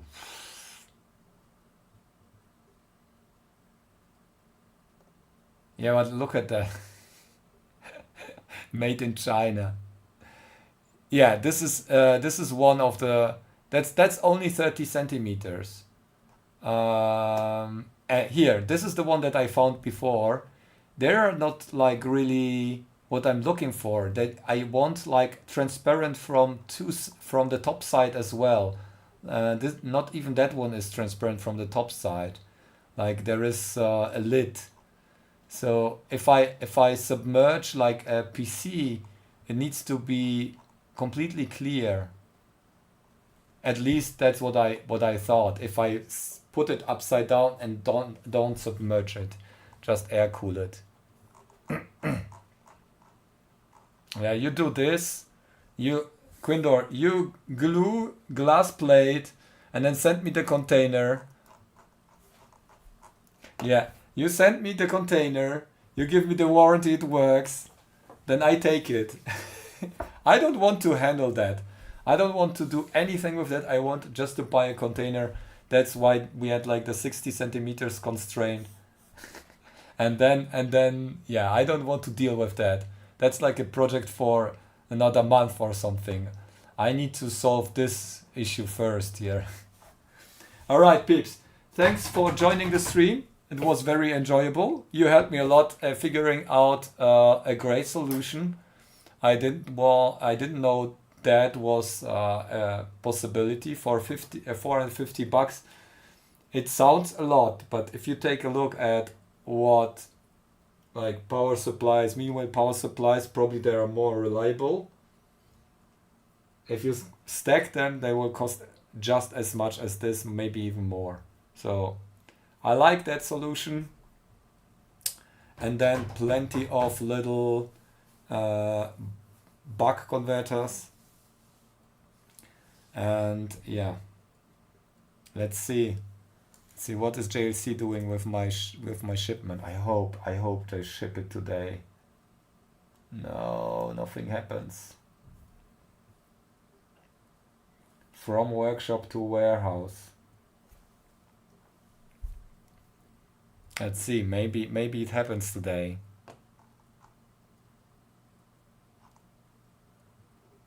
If it leaves China for before weekend.